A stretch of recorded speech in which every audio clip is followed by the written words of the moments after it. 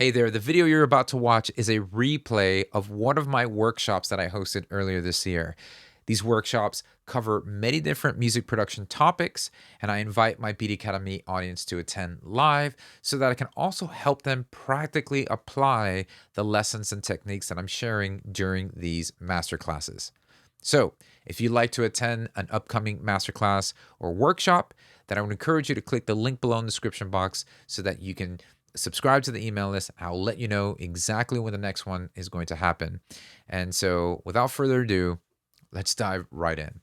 All right, everyone. So, welcome to today's masterclass. We are focusing on vocal production. So, before we dive in, I want to give a little bit of a lay of the land, what to expect, what exactly does vocal production mean, and what are we expecting from today's call. So, let's go ahead and cover that. Okay. So here's what we're going to be diving into in our time together. We are going to be covering three main pillars. Okay. So I want to talk about vocal preparation, the importance of how to find your ideal key, choose the right mic, the comfortable recording environment. And I would say this is the most important pillar. And I'm going to explain to you why that this is the foundation in which you need to stand upon to get professional sounding vocals. This is the one thing that everybody tends to overlook, especially those who are just getting started with producing music.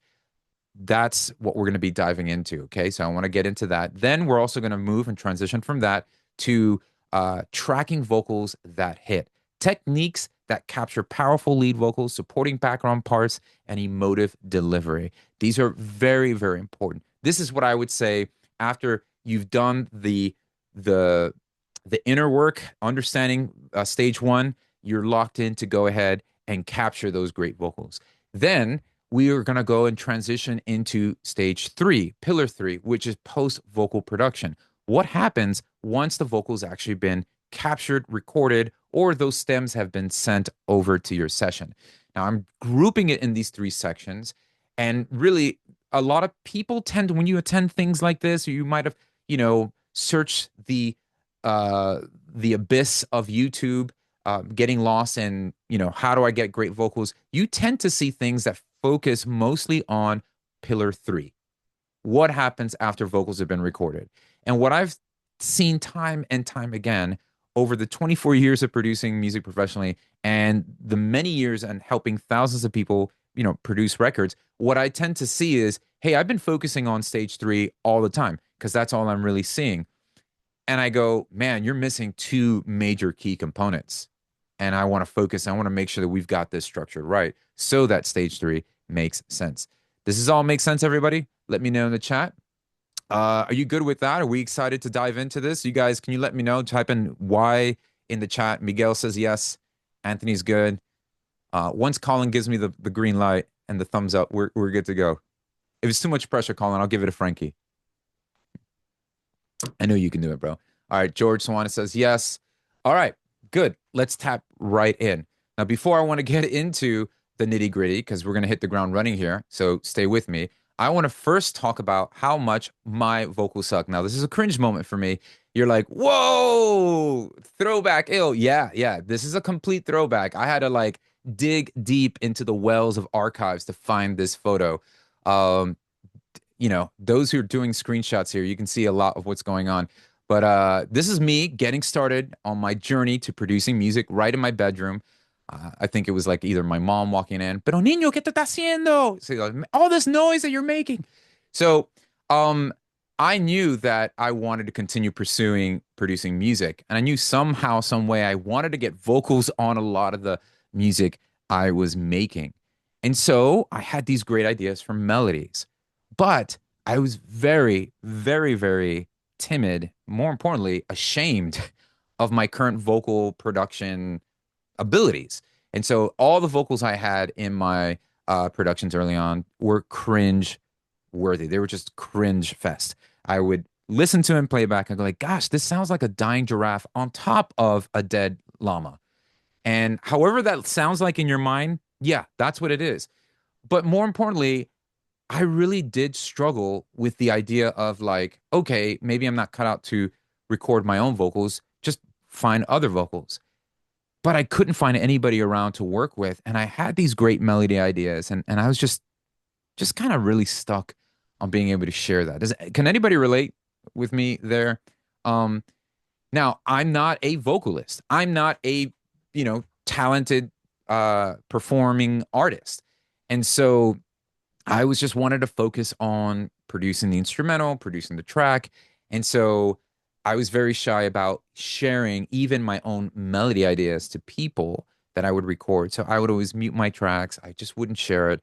And so I was very much limiting my ability to translate or articulate my full vision for the song to others. You guys know what I'm talking about? So that's where I was. And it wasn't until really the biggest way that helped me build the courage to start building the ability to just track my own vocals and get better at it was hanging around some killers that were doing the same thing and having some people mentor me and help me take some really crystal clear steps forward and how to like find out to get over the stuff that I was struggling internally, right? So that's what I'm doing today, right? I experienced the breakthrough and understanding how to actually get through and articulate the ideas that I have. So once again, before moving forward, I do want to just encourage everybody to mute your microphones. If you haven't already, just mute them so that there isn't any interruptions because I can go like, oh, squirrel. All right. So what does that mean? All right. Well, that means we're going to stage one. That means that one of the most primary things that people overlook when getting the right vocals for their records is understanding that before you hit the record button, before you even, connect the microphone cable, you have to really lock in the performance. So write that down, get a Crayola crayon, write it on your neighbor, tattoo it on your eyelid. No, don't do that. That's a little weird. But give yourself the opportunity to understand you have to have purposeful performance, right? And this is one thing I'm going to be saying throughout this whole talk together. It's performance will always lessen the load of production. So performance will create better production, right? Performance, better production. What do I mean by that? Well, it's pretty obvious, but I want to restate it. I want to assume that nobody here understands this. And this is very particularly true for those who are creating their own music and wanting to record their own vocals. Okay, so if you're producing, anybody here doing that, by the way, anybody producing your own music, you can let me know in the chat, and you're trying to record your own vocals. Okay, I want to talk directly to you. Okay, so performance looks like this, and I don't want to spend too much time, but I want to really lay this foundation out because this is so important. It's not the compressor or the EQ or the type of reverb that's going to make your vocals be outstanding or polished. It's all the way back, even before the microphone is placed where it needs to be placed. It's, am I confident enough with the ability to perform how I need this to be performed? So, couple key things. What I tell a lot of people, hey, your initial idea doesn't mean it's set in stone. So if you like me, if you come up with a couple chords, you're playing that and you have those chords locked in and you're like, oh, I've got a cool melody, I've got a good idea, and you've got yourself maybe, let's say, in the key of A flat major, right? Great, great, great. Then you're starting to map out where the melody's going, you're creating the right structure, the right flow, then you're really running into a snag. It's like, man, the chorus could go a little higher, it can give me a little energy. But man, it doesn't allow me to feel confident at all with doing that. Well, first thing you need to do is just, hey, go ahead and transpose either up or down, and that's going to give you much more confidence and feeling safer to perform the piece. So that's key number one, finding the right key signature that your vocals should live in. And if you're working with other artists, what you really should gravitate towards is like, hey, got this idea, but now what's a key range that really works well with you? And if you're not familiar with, well, how do I know what key range I should work in? Really quick tip is identifying when you're on a piano or maybe acoustic guitar, but piano would probably be a lot better. If you just play middle C and you sing along with that, going up each note till you get to what I call your breaking point, where it's not so easy for you to sing.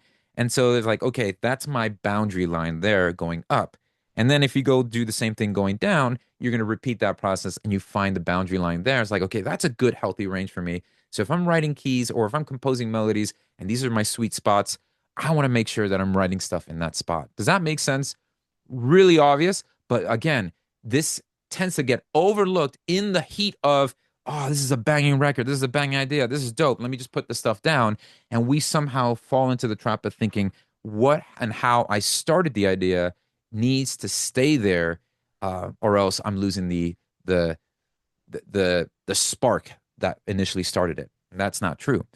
So finding the right key is so important. Memorizing lyrics is another thing. Now I work with tons of artists and they're pretty much in a pro status already, but typically this is mostly for demo purposes. Let me just catch the idea. Let me write it on my iPhone. And so they tend to do this little thing. I'm looking at the phone, singing it, looking at the phone, singing it. Now, some killers can do that really well. They've just done enough practice and they're honed in on their vocal. But what I've helped a lot of amateur people starting out with recording their vocals is, hey, just take some time to memorize those lyrics. Take a day, chew on it, get familiar with it so that there's no focus on pronunciation, reading words that just come off a little bit weird on there. You pull a Ron Burgundy and you're reading off the teleprompter and there's like I should buy ice cream? Who put a question mark there? I don't know. You want to give yourself the time to really take ownership of what it is that you're saying and how to deliver it. Okay. So that's a really important aspect. And so understanding the key, getting to know the like memorizing some of the lyrics and the performances are two really killer and basic principles that are going to help you in preparation. Okay. We cool with that so far? Now let's shift over a little bit more pragmatic, a little more technical here, and that's going to be mic placement. Now, I'm a big, and I was having this conversation a couple of days ago with my mentees in my mentorship group because the conversation of microphone came up. Like, is it the microphone that champions everything? And it helps, but really, the right microphone enhances the right performance. Let me say that again. The right microphone enhances the right performance. Okay. And what's the right microphone? Well, at this point, it's any microphone, any means that you can record. And I'm just going to put it out there and remind everybody that Steve Lacy, who like won numerous amounts of awards and just claimed so many accolades, recorded all his vocals on an iPhone microphone for that album, right? So if you're not familiar with this artist, then I would encourage you to check him out.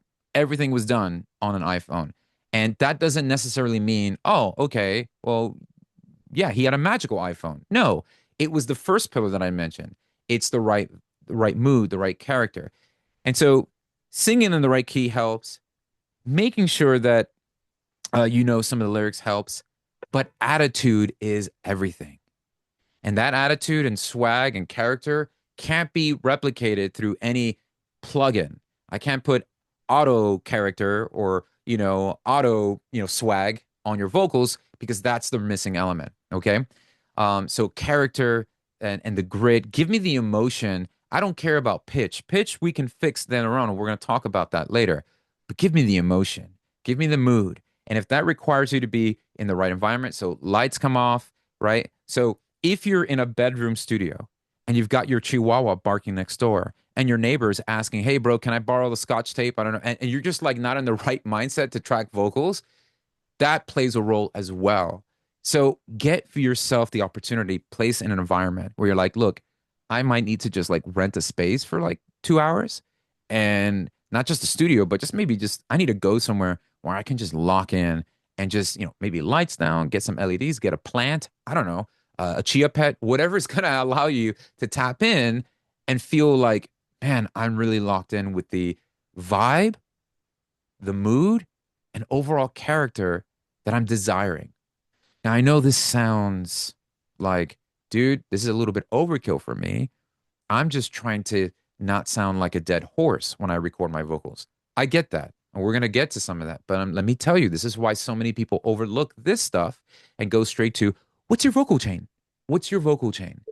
It's like, hey, man, get to understand the needs of your vocal before deciding what tools to actually put to get your vocal sounding good. Don't worry, guys. we're going to talk about vocal chains. We're going to get there. Hang on. All right. So, um, that's a killer piece. Does that make sense? So I want to talk a little about mic placement and microphone. So when you're in the right environment, um, here's little practical steps. What I'm speaking on right now is a dynamic microphone. So there are really kind of three types of microphones: ribbon, dynamic, and condenser. But let's focus on the primary microphones that are normally used for recording vocals professionally. Now, you can use a dynamic mic. You can use even this one. It's a Shure SM7B. And so determining on the style or the delivery or the need of the vocal, that's going to determine more or less the type of microphone you want to use. Heck, if you're using an iPhone microphone, go for it, right? So I'm not really harping too much on which microphone you should use, more on the type. So a condenser mic is going to be a lot more sensitive in the way it picks the environment up. This gives you a little bit more versatility. So if you're further away from the mic, it doesn't sound quieter. And so this allows you to capture a bigger frequency range, a lot more low end, a lot more crispiness from the high end. And that's what gives you a little bit that shine, that polish, that body that you oftentimes hear on professional records. So I'm not going to talk about, well, should I get the NT1 or the 251? You're missing the point here. The style or the type of microphone would be a condenser that allows you to capture the nuances of a vocal performance. But if you've got, if I'm going to be performing live in a very noisy environment, well, then a condenser mic is going to go crazy picking up all that noise. So what do you guys think you should use if you're in an environment that doesn't really allow you to be restrictive of the noise level? Let me know in the chat. Should it be a dynamic, which doesn't pick up a lot of the room noise, or should it be condenser?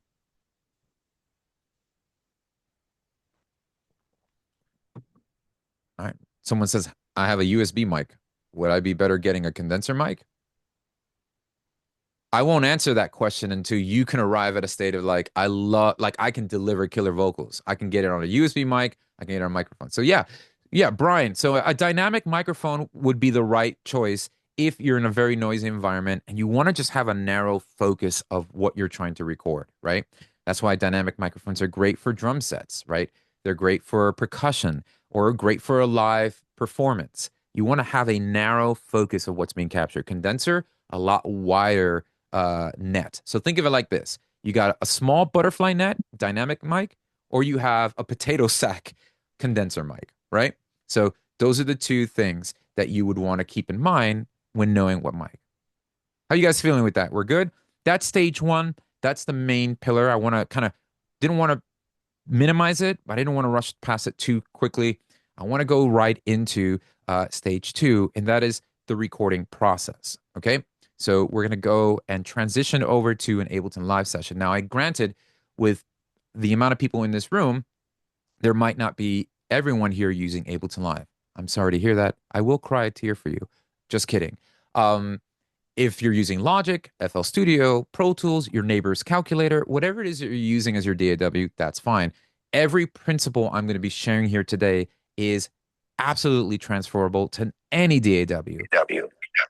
Oh, I'm going to need somebody to just mute themselves. All right. If you're just coming in, guys, please mute your microphone. Okay.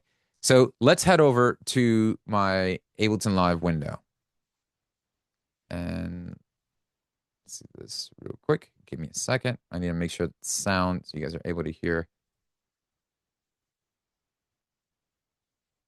All right, here we go. And you guys should still be able to hear me, right? And here we go. Can you see the window? Frankie, can you see it? Frankie says, yes, Colin, are we good to go? Colin says, what's up?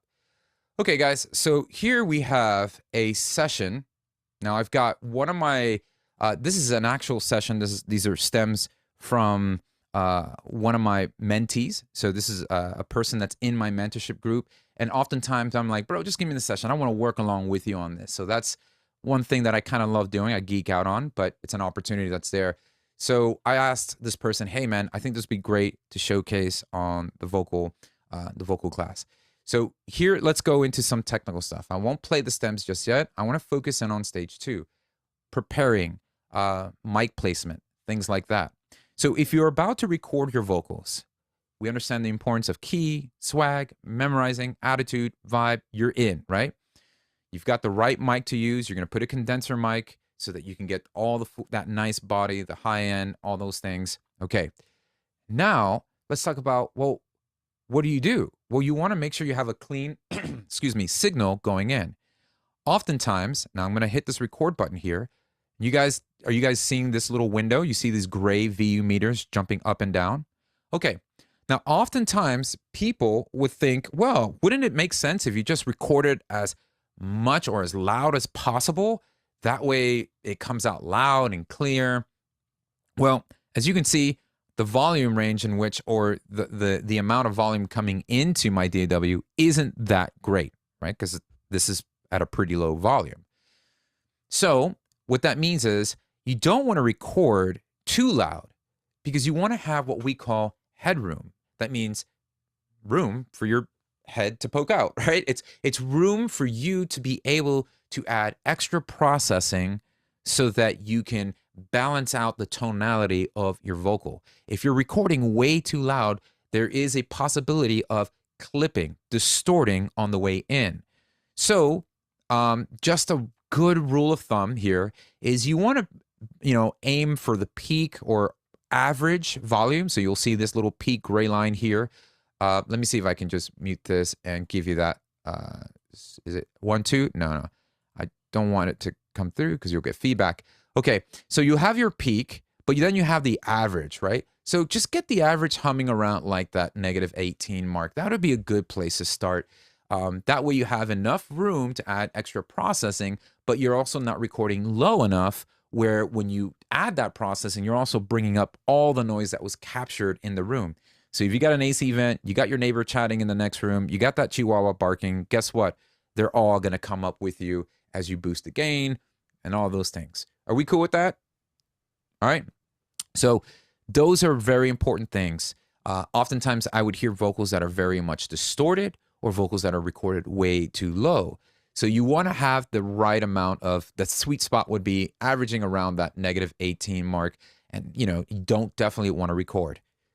I'm not saying, notice that I did not say, you got to run through a $5,000 preamp. It's got to go through the Neve and it's got to get the right, converters in there.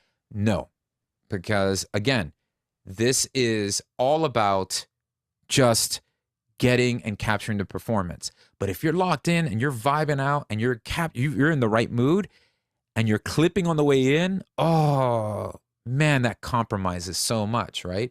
So you want everything to kind of be locked in and best support what you're doing with your vocal, all right? So just get that little nice sweet spot around there. The most important thing is just don't clip. Give yourself a little bit of space going in, all right? Now, I know there's a lot of people with questions on their mind about specifics here. In about 10 more minutes before I start the session or go through some of the things here, I'll give some Q&A time. And then I'm going to give on a much extended Q&A time towards the end. You guys good with that? All right? Because I do want to hear with you. I want to give you the opportunity to chime in and say, hey, here's what I'm struggling with. Can you meet me where I'm at? That's what this is all about today. All right? Okay. So that's our stage 2. You want to be able to record well. You don't want the technical things to hinder the vibe that you're creating on this side of the microphone. Remember, performance will make better production. Okay. So with that in mind, I'm going to open up. I'm going to give about 5 minutes max for any Q&A. Now, if you've got a question that you'd like to ask, what I'm going to do here is on the bottom of your Zoom window, wherever it's at down here, I'm not really sure. Some of you might see it under the React key. You might want to use React, but there's an option to raise your hand. So just gently raise your hand. I don't know how you're going to gently do that on Zoom. Maybe it's just don't hit the mouse too hard or something. So go ahead and raise your hand on the bottom. And once you do that, I will go ahead and just, you don't have to talk if you don't want to, or you don't have the camera, but if you'd like to just verbally share your question, let me know. The reason I'm asking you to do that is because the chat is just fluttering away and there's just no way I can actually keep up with the chat. All right. So if I'm able to read it from the chat, I'll do that. So Ricky's asking, how do you reduce or eliminate mouth noises during the recording? Oh, that's simple. Just don't use your mouth. I'm kidding, bro. So if that kind of mouth noise, this is live, baby. This is what's going on, right? If you're getting a lot of like lip smacking or things like that, or explosives like the P's and the S's and things like that. So I'm glad you brought this up. We want to use safeguards for that. So you want to definitely have what's called a pop filter. So right here behind me, ding, I have a couple devices. So this is my setup. And when I'm working with artists, I'm literally like just tracking vocals right behind me. Okay, so this is a shield that allows reflections from the wall to be diffused. So if you're in a very closed environment and you don't have the best acoustic environment to record vocals in, especially using a condenser microphone, I'd recommend that you go ahead and supply yourself with a shield so that you can just kind of go ahead and give yourself a miniature little vocal booth to work with. Make sense? So this gives me a nice, like, blocked off any early reflections or things like that. Then you want to use something like this, a pop filter. That's going to allow you to remove a lot of the explosive, the S's, the P's, a lot of those things. If you're hearing lip smacks and things like that, to be honest with you, those are some things that maybe even vocal coaching can help you with, because those are the ways you're enunciating letters, enunciating things. And so it is captured in the performance. If you got like it's or la, you're going to have to do some major surgery. And there are tools out there that can do that. But what I've noticed about those certain tools is that it actually does remove a little bit much more than needed. And you're compromising the overall performance. It'll add like lisps or things like that. So I just say, hey, if you're tracking and you're noticing something like, man, I sound, there's a lot like, there's like, a praying mantis with tap dancing shoes on my vocal. I don't know what's going on here. It's like, it's like, okay, well, I would actually go back to stage one and just record over and over and just work on the enunciation, work on these things. And if maybe it could be that you're just too close to the microphone, find that sweet spot, get to those moments that allow you to technically articulate what you're trying to say rather than rely on the gizmos that will remove that stuff for you. Does that make sense, everyone? Yeah. Yeah. So do you recommend using, I'm not a big tool to remove certain things or AI to remove certain things person, because that's not getting to the core issue. The core issue is really, are you nailing the performance? Is in the right key? Are you are you tapping into the vibe that needs to be captured before you even hit the record button? We're so getting used to the ability of like, oh, I'll fix it in post, or that plugin could do this, or AI can make me sound like a giraffe that's actually made out of gold. Okay, great. I don't know what it is with the animals today. Who cares? This is how it unfolds, right? It's just, I'd rather encourage you or challenge you, put you in a nice loving headlock to get you like, man, take ownership and conviction over that performance, because that is going to give you what? Better performance, lighter production, better production. That's how that's related. Okay, I'll take one more question. Let's see here. Anybody have anything else pertaining to what we just covered? Recording, tools, preparation. If you're asking about breaths, we're going to get to that in a little bit once we get into the post stuff. Sebastian's asking, as a beginner, I feel like my vocals are lacking somewhere. Any suggestions to find out if I'm lacking on the performance or in the production mixing? 80% of the time when I hear that question, by the way, anybody relate to that? Like, man, for some reason, I just feel like my vocals are lacking something. Let me know in the chat. 80%, and I guarantee this, man, 80% of the time that you feel it's lacking something, 80%, I've got a 20% margin here, it is the performance. It's the performance. And I'm going to prove that to you in 1 minute as we get into this session. Okay? It's the performance. Why? Because I can have my performance captured on this microphone.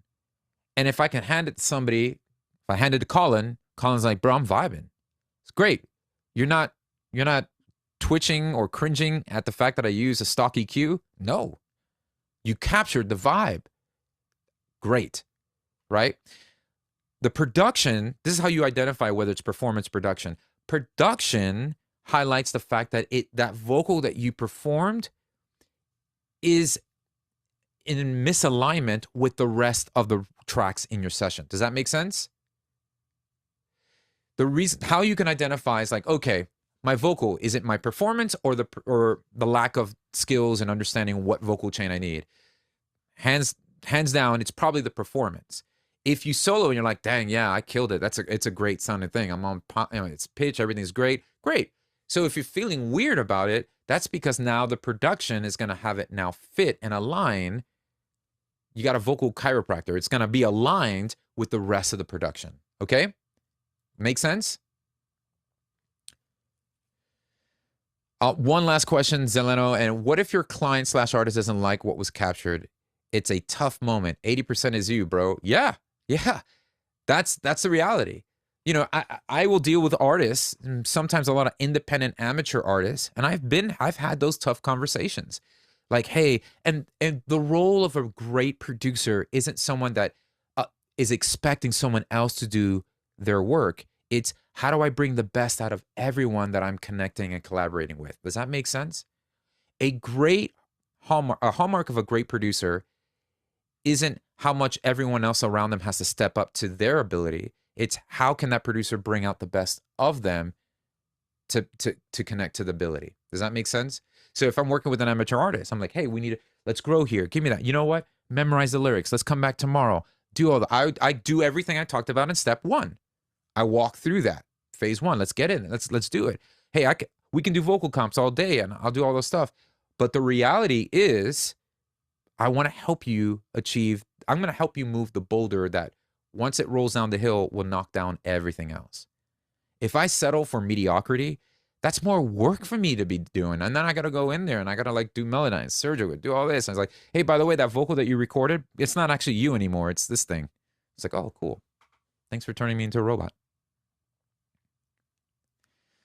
Yeah, but bad when I happens after I hand them the mix. Well, that's something you have to grow on. If you're handing somebody the mix and say, hey, I can't change it, that's the vocals I got. Well, that's the conversation to have. So there's only so much you can do, right? Okay, so we feel good, guys? How we doing? Okay, okay, great. Mike says good. Colin, where's my Colin? Okay, there you are. Please, you're my safe space. Great. Thank you, Colin. So good. All right, guys. Now let's head into stage 3. Okay, this is vocal post-production. What happens and what should you do once you've nailed all that? You're recording at a good level. You've got everything's humming. Man, your Focusrite Scarlett is just killing it. You're recording everything in there. Bam. What do we do? Let's head into the 36 chambers. All right, here we go. Ready? So this is, let me just erase this. This is a session from one of my mentees. Okay, so the track that's going to be on the top is the original track. So let's play that. Colin, can you give me a thumbs up if you're hearing the music?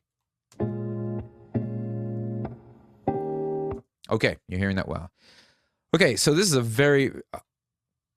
this is a great record, but I specifically want to focus in on here because this record just has a vocal and a guitar, right? So very minimal.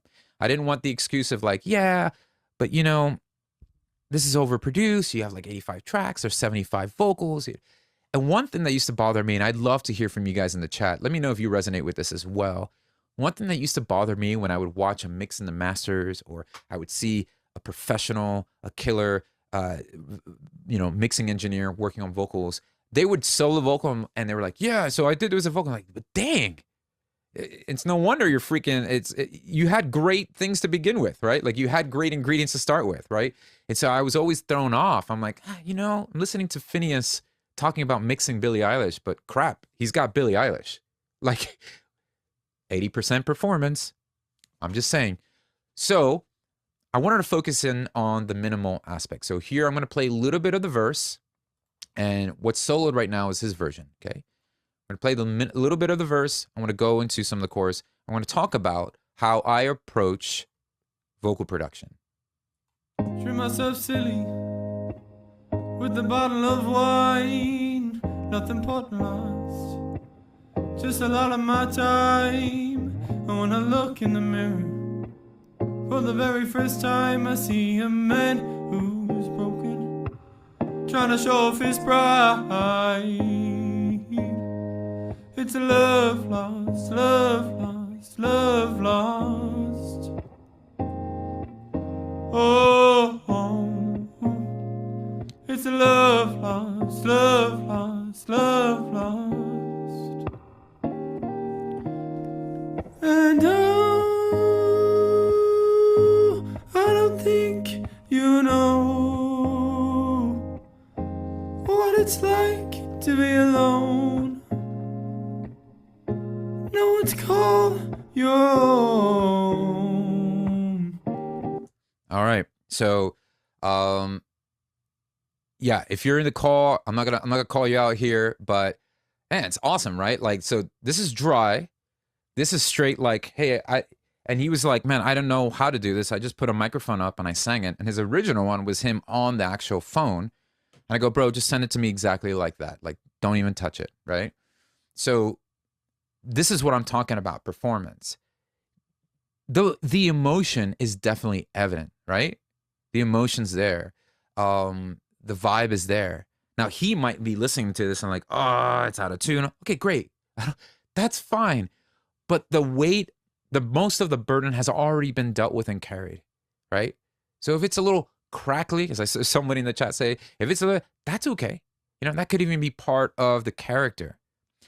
So now steps into, how do I create an artistic vision and my production decisions for the vocal to achieve the ultimate intention of the artist? That is foundational. This is not going to be use this, and this order, and there you go. Because that doesn't serve you guys. If I just showed you, oh, I always use this, and this is how you make a vocal. No, that's crap. We need to be in tune with what tools should I use to get the intention of the artist across. And that really helps elevate and spotlights what? The overall vibe and mood of the vocal performance.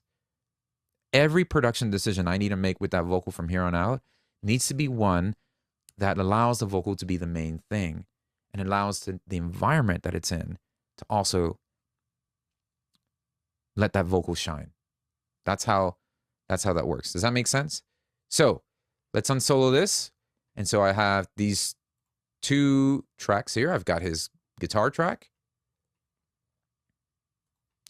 So we did a little, okay. So let's go right into the vocal. Treat myself silly. Okay, the vocal is there, right? Now, yes, it's dry. Now, one thing to consider, the vocal being dry, whenever you have a dry vocal, and what I mean by that is just no effects on it, no, stereo effects, no acoustic effects, no reverbs, no delays, no plugins, no nothing. It's dry, just completely naked, right? Just fig leaves. And then what you're seeing is the drier the vocal is, and that's also sometimes a desired outcome. Now, I want my vocals dry. What does that do? A dry vocal will always be prominent, always in front and center. So the drier your vocal is, the more prominent it is in the mix. Consider that, right? These are mixing decisions as well. The drier the vocal is, fill in the blank here, guys, the more prominent it is in the mix. So if I want a little bit more of this to be up front against this, let me just mute everything else and take out the original. So the first thing I'm going to do is I got the stems just like this.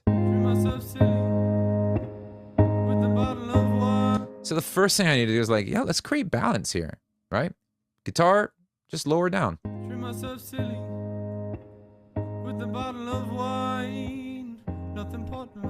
I'm not going to put a compressor on this yet. I'm not even touching anything on the vocal. Can I get a good balance between these two? Okay. All right. And now I'm thinking, all right, now, because a lot of times we do this, we'll solo the vocal and then think, oh, okay, I'm going to take this vocal, put it in the laboratory out of context of the rest of the mix. And that's what kind of throws me off. Okay. So first thing I'm noticing is there's a little bit of noise. There's some like, I think he's got some, room noise. So I'm going to place a gate. That's going to be my first decision. So I'm encountering something, And my initial knee-jerk reaction is to face that encounter head on. And that first thing I'm noticing is a lot of this room noise. Treat myself silly, nothing important lost. Okay, so I'm going to use a gate plugin first. And what this is going to do is this is basically saying, hey, we're creating a gate, and the only thing that can pass through this gate is the vocal once it actually gets as loud as fill in the blank. So I'm going to set my threshold pretty low because he's very intimate in his performance, and I don't want to rob the S's, that kind of thing, right? Because if I bring this threshold really high, it's going to be, Bottle of wine, nothing important lost. right? Some parts and performances are going to get left out. So bring it down, and here's a killer. You can't have the hold and release really short because that's where you're going to get really, that gate's going to open and close really fast. Treat myself silly with the bottle of wine, nothing important lost. And you can really hear it right here on these little guys. So I want a nice long release. I don't want the gate to close that fast, and I want the gate to hold a little bit. The purpose of this is so that I don't have to actually go in there and trim all this stuff out. You know, you can do that. A lot of people do that as well. I've done that a lot too, but I'm a little lazy today, right? So we're going to use a gate to do that. With the bottle of wine, nothing important lost. And I want that S to sit there because that's nice. Okay. Next thing I'm going to do is I'm going to remove some of this rumble that I'm hearing, right? So all this low-end information that's coming with the vocal, With the bottle of wine, nothing. I'm just eliminating anything from like 80 hertz below. I know we're getting technical here. We're entering technical land. But here's my purpose for this, right? I want to make sure that I'm not sending any of this low-end rumble stuff that I'm hearing. And that just because of the environment. And that's okay. Again, I'd rather he give me the better performance than give me a pristine vocal with no low end. So I'm using that because I want to do a little bit of tuning. I want to make sure that I'm not having him crazy naked out there with some of the pitches, but I don't want to send all those low end information, that rumbling in there, to somehow trigger or alter how any of my pitch plugins will react.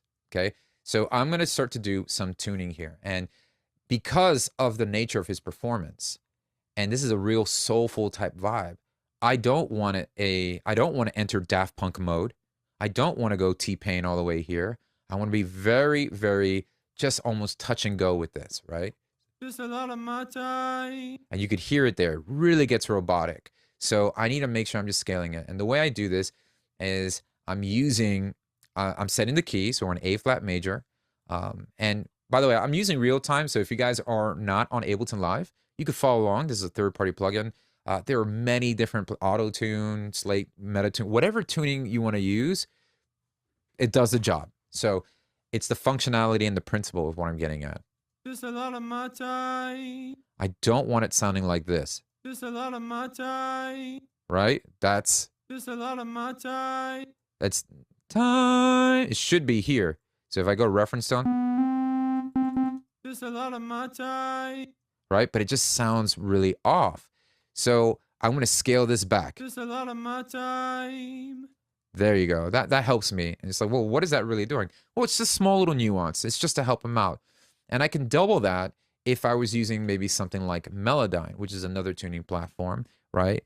And I'm not going to get too crazy into that. As a matter of fact, I think now's a good time to mention my special gift for everybody who has registered here, okay? So I've got a free gift. By the end of our masterclass, you will check your inbox, and I would have sent you a free breakthrough, my $97 course on breakthrough vocals, right? Walks you through every aspect of producing. So all the things I'm getting into, if you're like, oh, this is too much, I'm drinking from a fire hose, don't worry, I got you. I actually have created a step-by-step process from beginning to end, walking you through getting great sounding vocals. And that's your gift from me, absolutely free. So at the end of this, you're going to check your inbox. There will be an automatic link to log in if you don't have access to it already. Some of you have already taken that course, but I'm going to equip you with the breakthrough. Hold on. I need to do the share screen thing. We're going to, make it official. There you go. So I'm giving you guys breakthrough vocals. And so if this will unlock a lot of the nuances that I'm covering here today. Today is an overarching view. This is going to go much more granular, okay? So let's go ahead and get back into the session, right? It's just my gift to you guys for being here and for actually registering. So for any upcoming masterclasses that I'm going to be rolling out, and I'm going to be doing a lot more of them, I would encourage all you guys to register because I just want to give some goodies and giveaways that way. All right. So now we've got the tuning. I'm scaling this back. I said Melodyne. I just don't have the time to get into it today, but that course will cover a lot of the things in Melodyne. Okay. So here now. It's a love lost, love lost. Okay, I'm cool with that. So now let's take this off solo. Let's listen to the vocal with the guitar, and let's head over to this chorus section. It's a love lost, love lost, love lost. Okay, bring this here like this. And now I'm thinking, it's a love lost, love lost. I could use a little bit more brightness from his vocal. Do you see what I'm using my desire to dictate the tool. You guys follow? You follow Frankie? Frankie follows, and if he follows, that's great. So my desire is I want more brightness. Where should I go? Let's go to an EQ. So I'll use a Fab Filter EQ here, and I'm going to bump a little bit, but there's also the brightness. So I started with giving my brightness first. It's a love lost, love lost, love lost. Great. And now when I'm bringing that up, I've got a little bit of this boxiness that's coming through. It's a love lost, love lost. So that's what I want to eliminate. It's a love lost, love. And so think of it like this, as a seesaw. Okay, guys? If you remove something, guess what happens? If, you know, the 100-pound gorilla jumps on the seesaw and you've got a 4-year-old little girl with a lollipop, he steps on there, bam, she just flies, right? So if I remove a lot of low end, that automatically makes my high end stand out. If I just straight up, It's a love lost. all you're getting is that nasally and that high end stuff there. So you can kind of do a little bit of boost and reduction to get the desired result you want. It's a love lost, love lost. And so that gives me a little bit of that brightness, that clears it up for me. And now what I'm going to be doing is, hold on, let me move all these windows here. Now, do you guys ever watch production videos, vocal production, and they put a compressor and you're like, I can't really hear what the compressor's doing? Anybody do that? Yeah, it's like, okay, I added the compressor to make it sound nice. Well, what the crap is the compressor doing? I can't hear it. Well, I'm going to show you what the compressor is actually going to be doing, okay?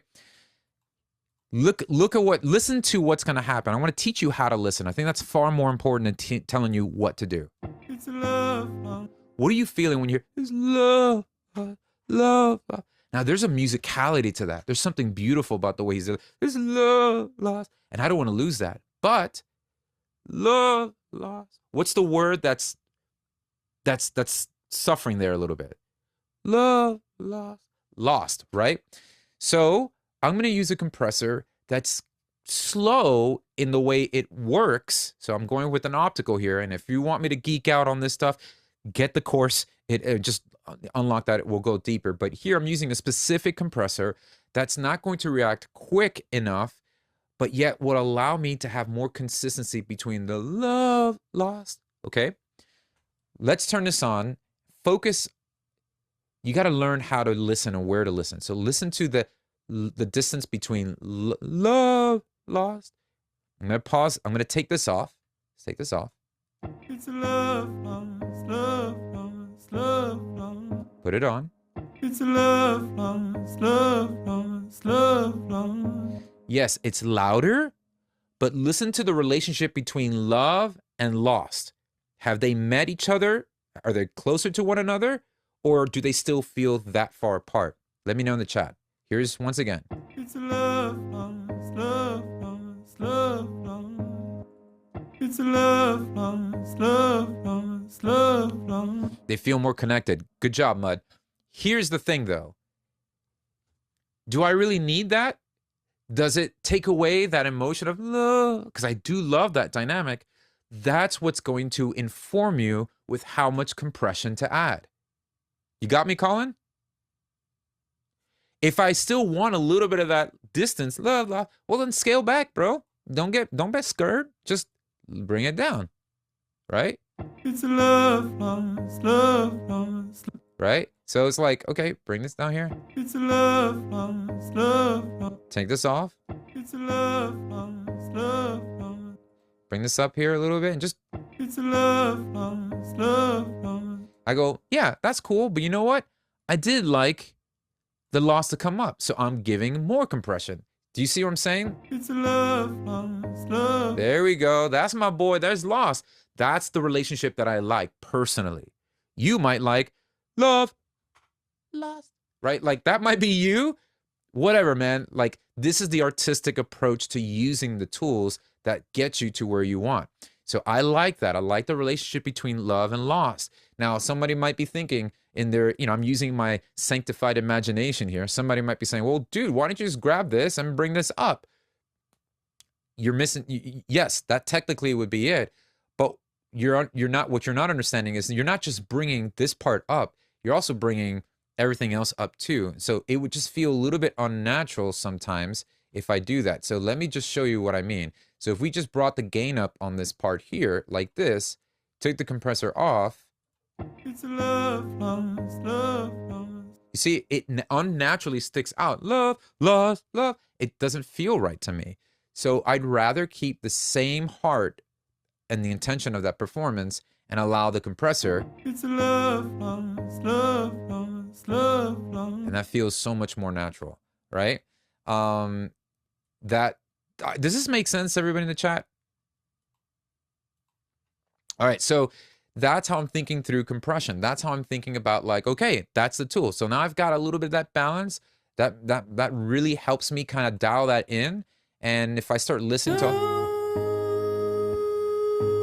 I don't think you know. So I'm not doing heavy compression. It's like, yeah, but dude, like, you're not compressing anything. I don't care. It's giving me the result that I want. It's a love lost. And that's how we dial in that. It's okay. So now that I've gotten a little bit more consistency, we're getting a little bit more boost in the volume here, right? I'm going a little bit more here. How are we doing on time? Oof, I'm a little bit behind time. You guys don't mind? Are you guys cool to hang with me for a little bit longer? If we can dial this in? Okay, because I've got some cool stuff about backup vocals, stuff like that. So if you guys are down, we're down. All right, we'll keep it running.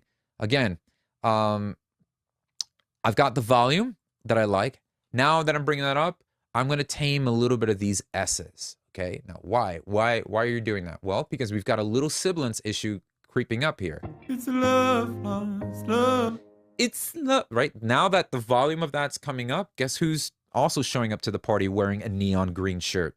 The S. I'm like, bro, tone it down a little bit. And so that's when I'm using this over here. It's a love lost, love. So this S is really just dialing in, combing in the frequency, and I'm using a de-esser. What? To de-escalate the S's. I'm just de-essing all that stuff.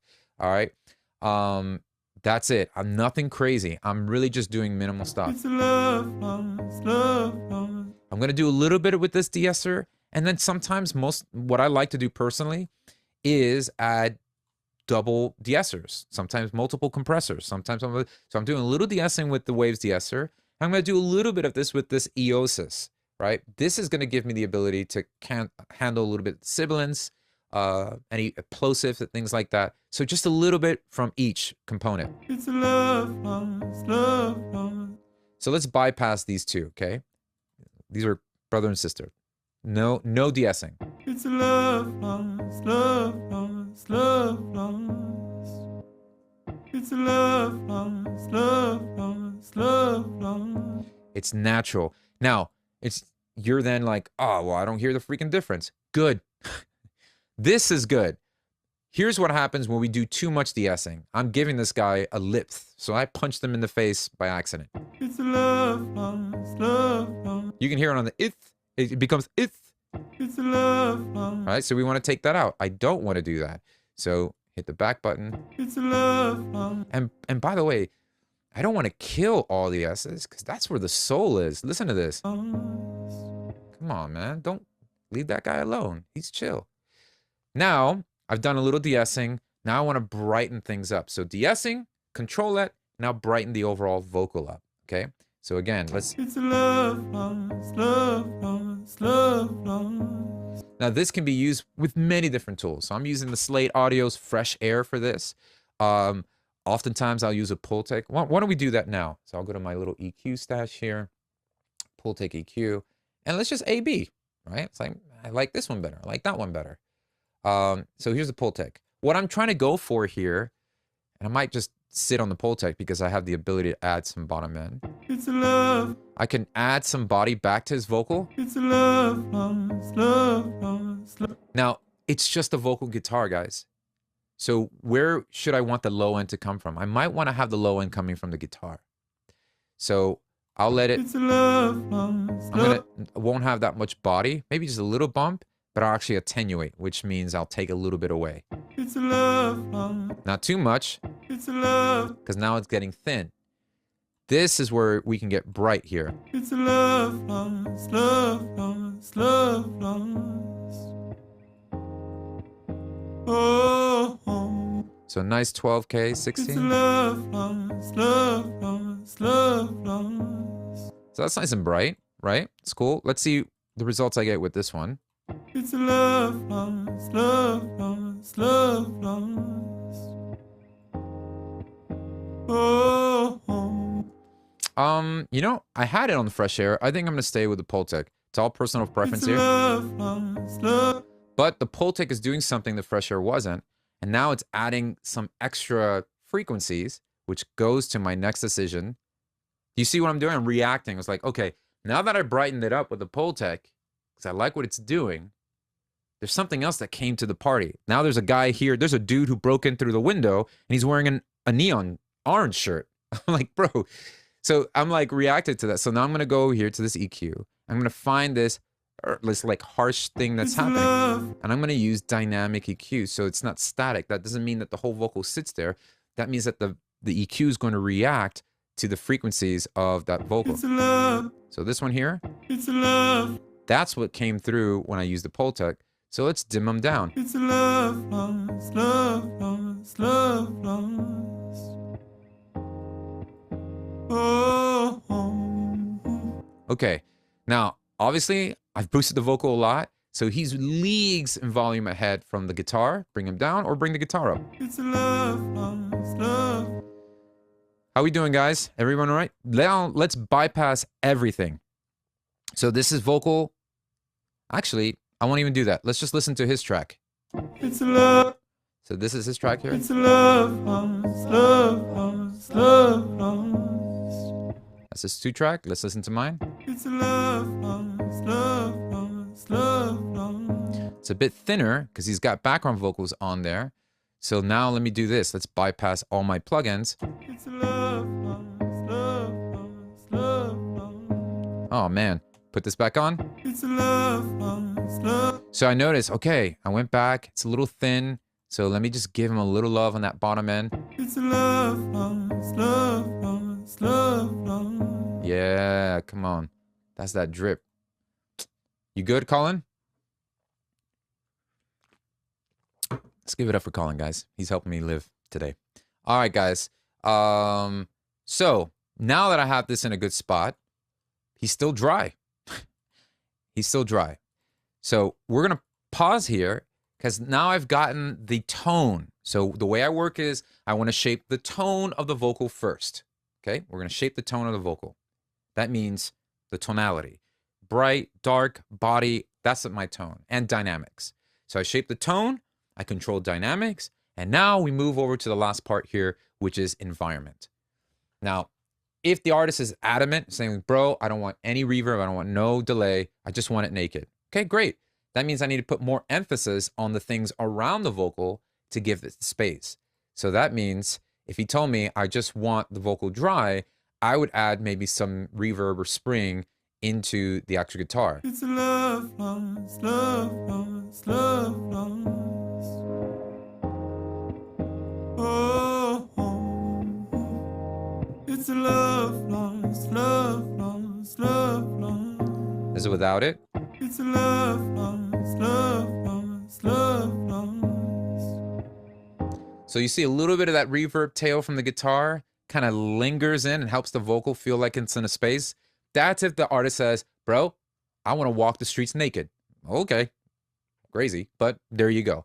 But I don't, right? I want to add my artistic input into this.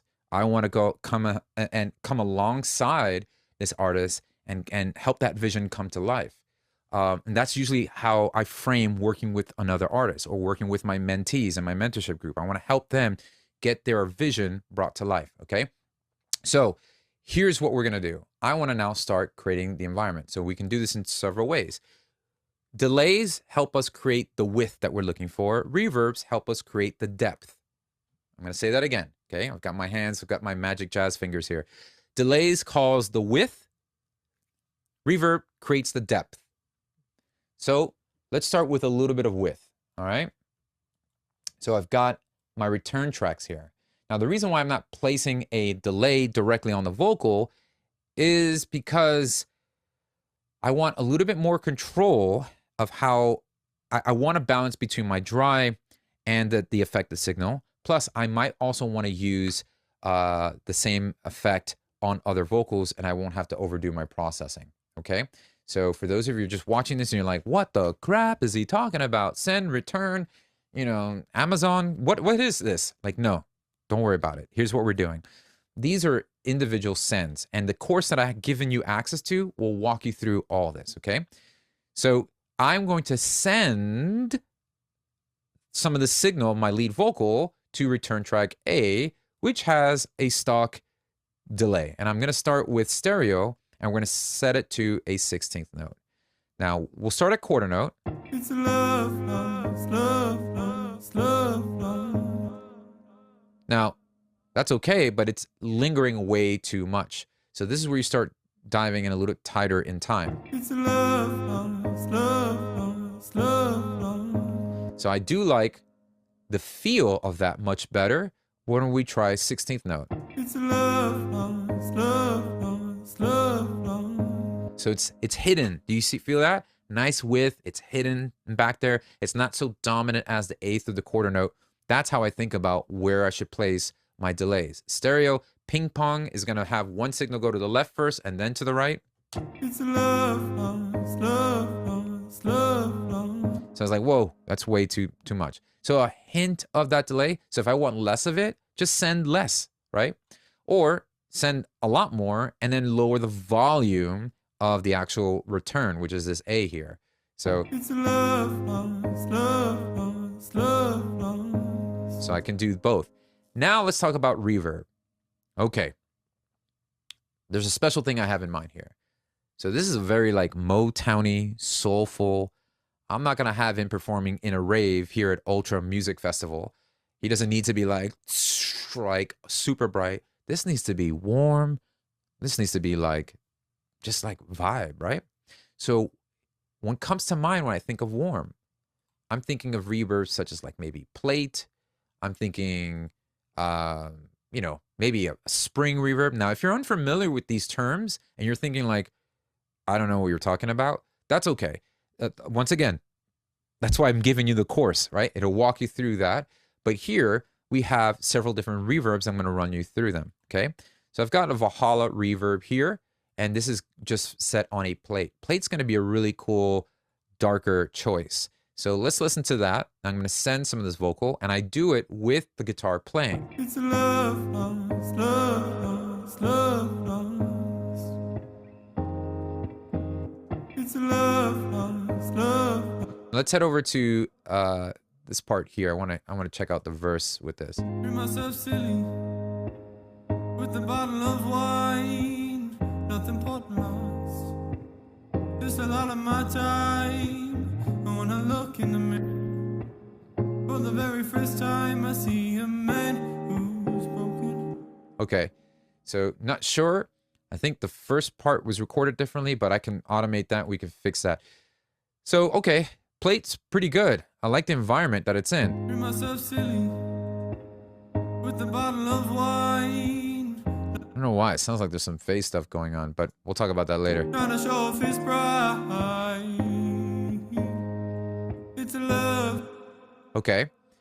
Now let's try, I don't know, maybe that spring reverb that I had on the guitar. Maybe similar reverb, but different amount. Trying to show off his pride. It's a love lost, love lost, love lost. That spring does feel more Motown-ish. So then I might use something like this Sunset Sound. You know, this is the benefit of having a little bit more options where I'm like, hey, I might check out another plate, another reverb that might have this. Trying to show off his pride. It's a love lost, love. So far, I think the one I like the most would be the Valhalla. It's not so dominant. It covers and creates the right space. Trying to show off his pride. It's a love lost, love lost, love lost. Okay. Now, you notice that love lost is just like love, right? It's big. So it's actually, it's such a louder signal coming into the reverb. I'm going to show you a little crazy hack right now. That love is actually making more reverb go through, right? It's more signal going through the reverb. How can I control that when I already like the signal that I have with my lead vocal? I'm going to put a compressor before my reverb just for that specific moment. It's a love lost, love lost, love lost. And now I'm actually controlling the signal going into the reverb. It's going to be more consistent. It's a love lost, love lost, love lost. Oh, oh. Okay, now let's listen to his version. It's a love lost, love lost, love lost. Oh, Here's mine. it's a love lost, love lost, love lost. Yeah, it's good. Could use a little bit more love on the low end because I like that body. It's a love lost, love lost, love lost.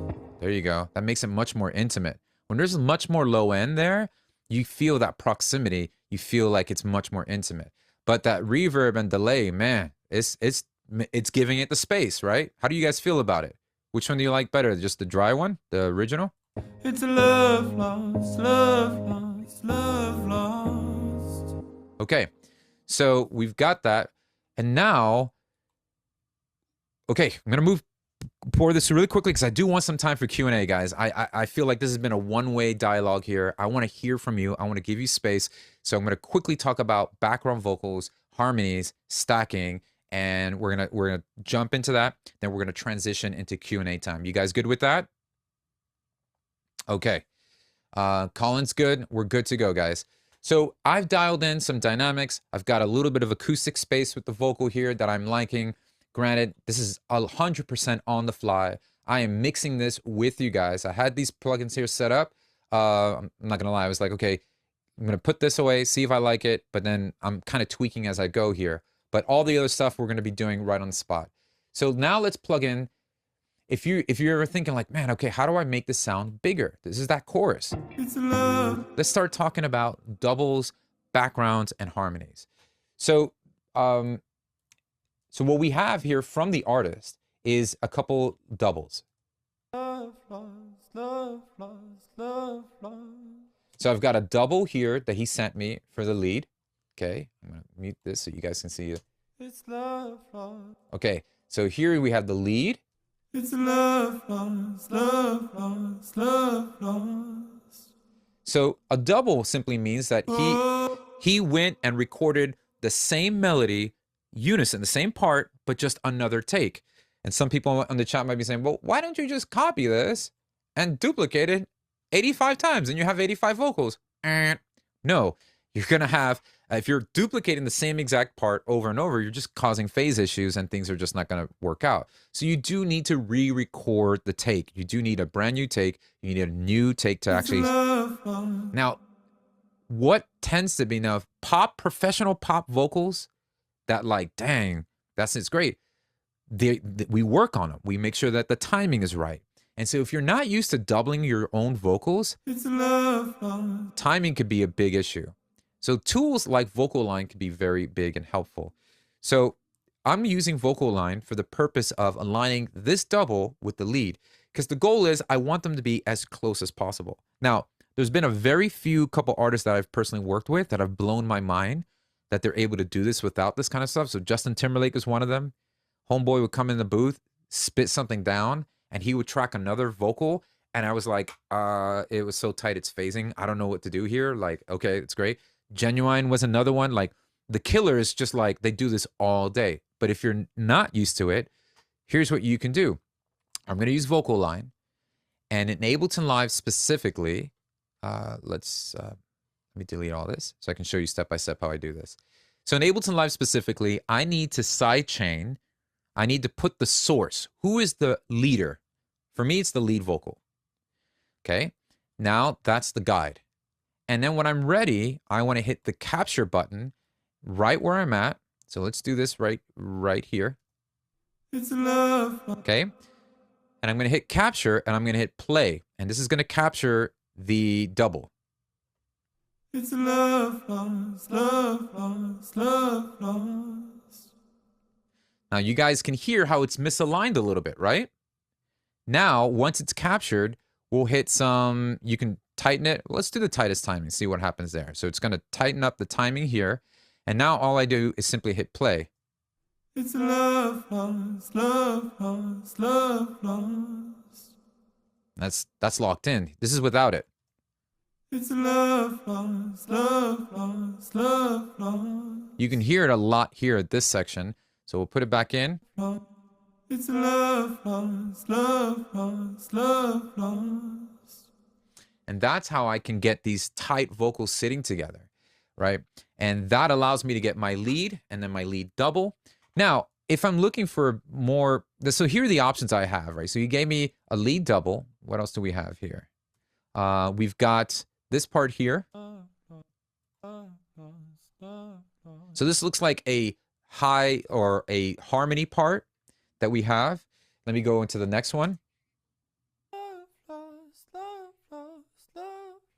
So we've got another high part here. So essentially, to tighten them all up, guess what I'm going to be doing? I'll use my Vocal Line plugin on each of the tracks, repeat that same process so they're all now in line and stacked. And if you're thinking, crap, that's a lot of work, welcome to Pop Production 101. That's why the freaking records you're hearing on radio are like, dang, how are those vocals so tight? This is how it is, right? This is just the work that goes into it. And oftentimes studio engineers will hire someone else just to do all of this stuff apart from actually recording the vocals. But anyways, all I have are these parts. And that's it. So if I bring them in and we just unmute them now, remember we've got a double and a couple harmonies.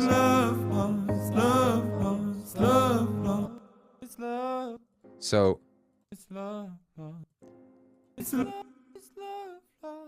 we've got, and then we have the low voice here. So it's great. He harmonized with them really well. I think he did a great job there. But man, I'm a bit limited because now it's about just blending this, right? So let's just get a good blend with just the vocals here. But if I was with the artist in the room, I would encourage them, hey bro, let's double these up. Well, it's a good thing I did it for him, okay? So this is what we have, but I went ahead and doubled and stacked my own vocals with him, right? I had enough time before the call, and I was like, you know what? I think this will serve everybody. So here is my stack. Here's my lead, right? So let's go ahead. And this is just me recording his lead part. Now I'm out of tune. So what I would want to do is I'll grab the tune here, that real-time tune, and I'm going to simply add that. I'm going to hit Alt or Option if you're on Windows. And I'm just going to drag that over to each of my tracks. Now, I need a lot more love than he does because, man, I'll be sounding rough, right? So now I'll go ahead and copy this to this guy and to this guy. Now, I have a stack of 3. Why 3, you say? Well, let me show you. Because now I'm doubling his lead. I've got one in the middle, and I've got one panned left and hard right, which is going to give me this result.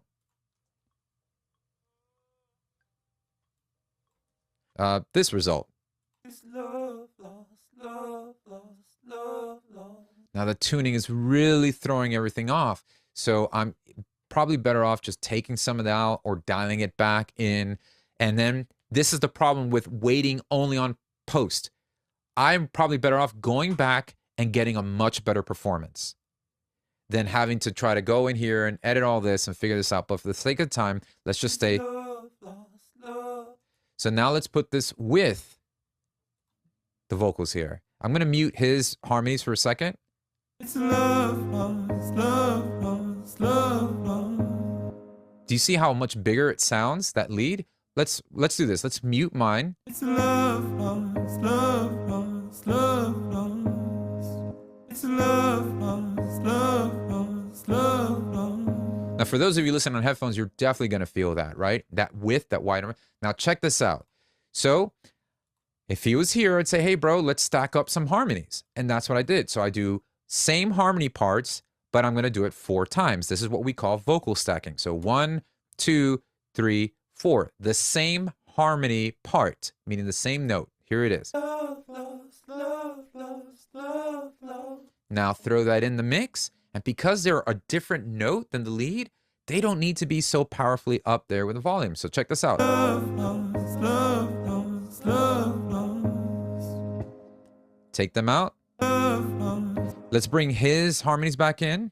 love lost, love lost, love lost. Now they're fine, but because I don't have it stacked, I'm limited where they can go. So that means I might, if I wanted one particular harmony to stand out in the mix, I would need to pan it a little bit. And I would need to pan this one a little bit. But it's, you know, then that might work as well. Love lost, love lost, love. So I would keep the lowest harmony, or that low, I would keep him in the center, tuck him down. Any other harmonies I might want to just pan left to right. So this is what you would do if you were limited. It's like, bro, I can't double this. I just have that. I would then pan that. But I went ahead and double stacked all this, and here's the difference. Love lost, love lost, love lost. And there's nothing on the background vocals, no EQ, no nothing. Let's listen to the original. Love lost, love lost, love lost.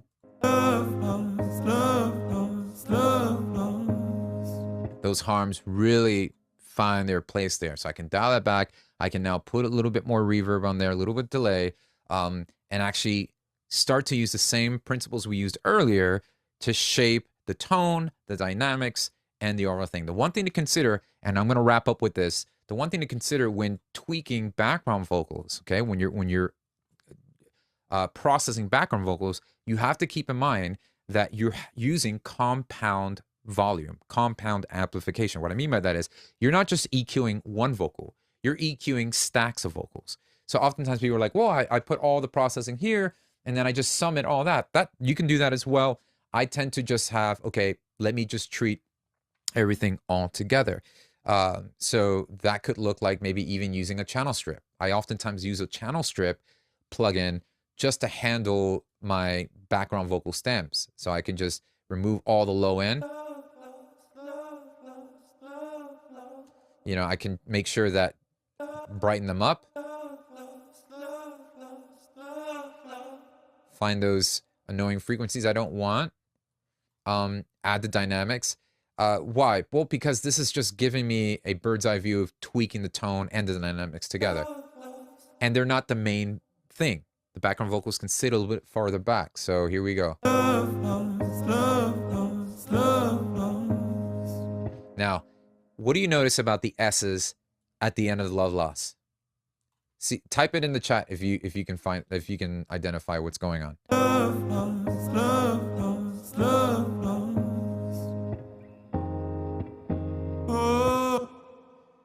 The S's are freaking ninjas that are poking out everywhere, right? They're not aligned. That's right, Rich. They're not aligned. Their S's and things like that are so different, especially with a soft, intimate performance like this. So my go-to is, you know what? Let's let the lead vocal steal the show. Let's let him guide where the S's need to be. And then I can just kind of go. And if I have like, so right here, this is where his S is. So I'm going to just go like this with all the other parts. And we'll just give a nice little trim like that. It's love, love. And so I need to go through all these over here, all the background vocals and stuff. I want to make sure that I'm doing this so that there's a, you see that? The lead is the only one with that S. The backgrounds could dial back and then they can come back in there. So that's kind of what we're getting at here. These are small decisions that go a long way. So I want to spend the next time opening up the floor for some Q&A. I know we covered a lot, and if you're just coming in and you're brand new, welcome. I am giving you a gift for registering. So if you did register to be here today, I want to thank you for that and give you access to my Breakthrough Vocals course that will be much more granular and walking you through everything that we covered today. So I hope this was all encouraging, helpful. I did do a really quick flyby here, but my main goal with just this vocal and the guitar was I wanted to create the right environment, the space, shape the tone, control the dynamics, and then using a bit of vocal stacking with the background vocals and harmony really elevated this. So let's just take a listen to the chorus on the original 2-track, and then we'll go into some Q&A. You guys good with that? Colin? Colin's good. Then we golden. Here we go. It's love lost, love lost, love lost. Oh, it's love lost, love lost, love lost.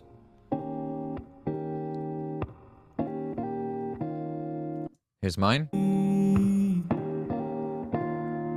It's love lost, love lost, love lost.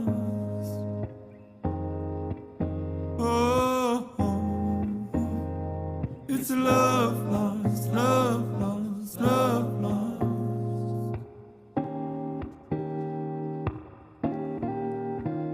So yeah, all the simple little things we did to just create the depth and that we wanted. Now, I don't want to add 18 stacks of these vocals. So you might ask, like, well, how much is too much? When do you know when to stack, how much to stack, what to stack?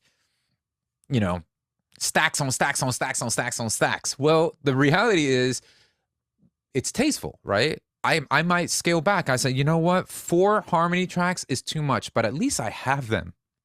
I wasn't getting emotional. I just had some water in my throat. At least I have them. I'm like, okay, you know what? 4 is a bit too much. Just take the 2 out. Okay, cool. I stacked 4 or 3 of the leads. Maybe take this one out, right?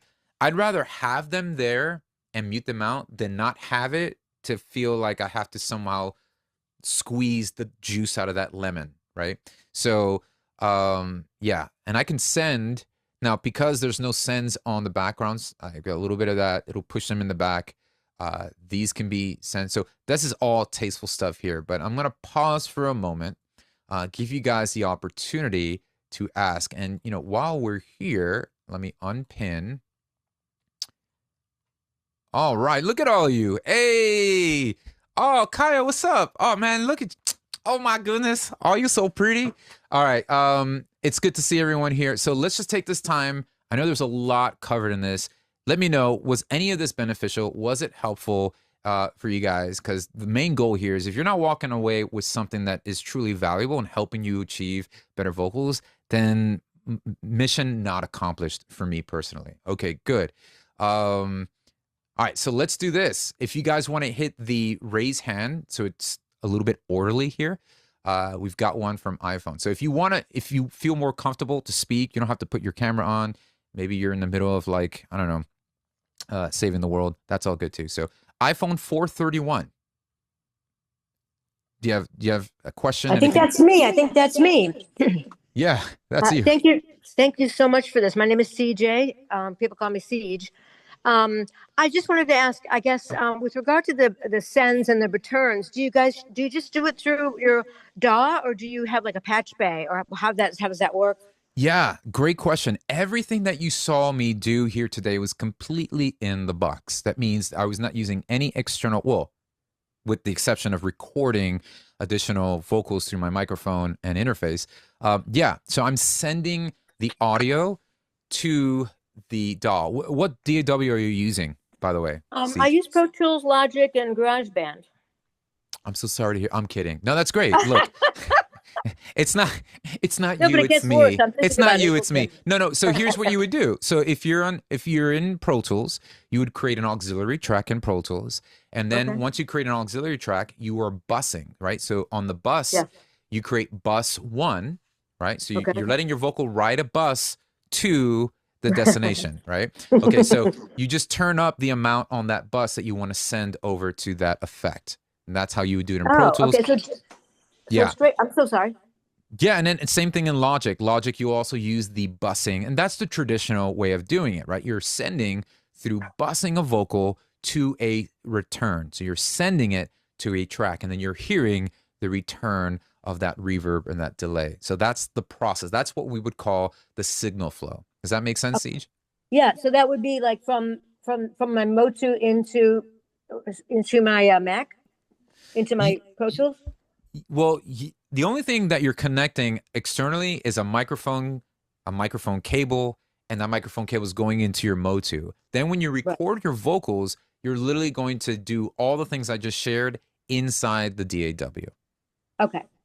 Okay. Gotcha. All right.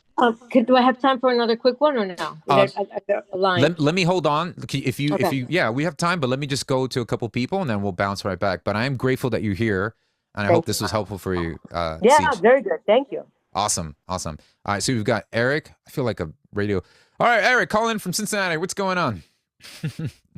You're probably not from Cincinnati. Well, Eric, how you doing? Can you hear me? Can you hear me now? I'm sorry. I'm doing okay. Yeah. What's going on? All right. This was very, very helpful where I am on my musical journey. This was like the next chapter I needed, because I'm actually trying to record some of my vocals now, and they sound like that giraffe that's stuck underneath a trail pitch or something. So welcome to the club. I promise you, I can understand what you're doing, what you're saying. Thank you very much. Okay. My question is, okay, once you do this here and you got a great recording, you sound great. What happens when you get out with your friends and they say, "Hey, Eric, sing that song for us," that you recorded? Run the other way, Eric. Run the other way. Don't let them know it was you. It's like, wait, 1 second. Hold on 1 second. Let me go to the bathroom real quick. Me. No, not. Well, look. I'm sorry, I interjected, man. Go right. Continue on. Are you get on a gig and there's a engineer, a production engineer? Can they help you get somewhere near where you are? Yeah. Well, Eric, what a great perspective. I'm glad you mentioned that, because here's the heart of what you're asking is you're still wrestling with, it's deeper than like the overproduction here. You're wrestling with something deeper. There's a lack of conviction. There's almost a bit of guilt and shame behind your ability to articulate. Am I right there? Oh, we're starting the therapy now. It's getting real. Absolutely. Let me sit on the couch. Come on, lay down. Why don't you lay down for a bit, Eric? How much time you got? Well, all right. So, yeah. So there needs to be a level of conviction. Now, granted, you don't want to sound like a squawking seagull from Little Mermaid and be like, I love the way it sounds. Like, well, here's the reality, right? This is why I mentioned that 80% of the heavy lifting with any great vocal starts with a great performance. Yes. And so with that is going to come with like, man, I need to just be able to rock this out. And we've all seen that. We've all seen our mini vanilla moments where it's like, man, they sound so much better recorded than live. Well, that's like the heat of the moment, right? You got people in front of you. You got all the things. You're thinking about it like, it's live. Okay, like that's something that needs to come with practice, with time. So you can't expect hours in the studio nailing the takes, comping. Oh crap, I didn't talk about comping vocals. Okay, well you're gonna have to dig into the course on that. Maybe we'll do a part 2 of this. But you're taking the time to go through the vocals. You're doing all this. You don't have that luxury live. So that's why it's like it's a both and, right? If you're not thinking of ever performing live, then go for it. And and producing engineer. So don't worry about it, bro. Listen, when your friends are asking you to sing along with you, just tell them, hey, why don't you sing with me? Hear the lyrics, right? Come on, man. Let's do this together. And then just go to a pub or a bar and get some tunes. But yeah, great for that. That's gonna end. That is more of a heart issue. Like, why are you so afraid of how you're gonna sound outside of the DAW? Well, that's because you're not fully convicted of the ability to perform it. Thank you. And I almost want to encourage people to get there first before they even hit the record button, because Okay. that will change everything for you. Okay. Thank you so much. Thank you. Yeah, yeah, man. Cursor. I do have an awesome story, and I have two people here that are part of that story that I want to share. Janelle, if it's cool, I just want to talk a little bit about Kaya. You're here too, so I'm excited. But yeah, if I can have the honor of just sharing a little bit of the journey. All right, cool. Cursor's here. Well, hey, yeah, what's up? What's on your mind? So, what are the three features you addressed for this section 3? I think you said it was like tonality, dynamics, environment. Yeah, so we have tonality. That's what I'm using my tools such as like EQ, saturation, things like that to shape the tone. Dynamics, that's what I'm using to make sure that I have consistency in the deliverance of the performance. I'm using it tastefully to still maintain the dynamics that I like. And then environment, I'm using delay, reverb to put the vocal in environment. But there was another section we got into, and that is depth, other than acoustic. That's where vocal doubling and tracking, vocals like that. That's what was able to give much more of that wall of sound with the vocals. Got it. Great. Yeah. Okay. Yeah. Anything else? Yeah. If there's nothing else, I mean, I'm sure there is, but don't feel shy. Like, there is no dumb question.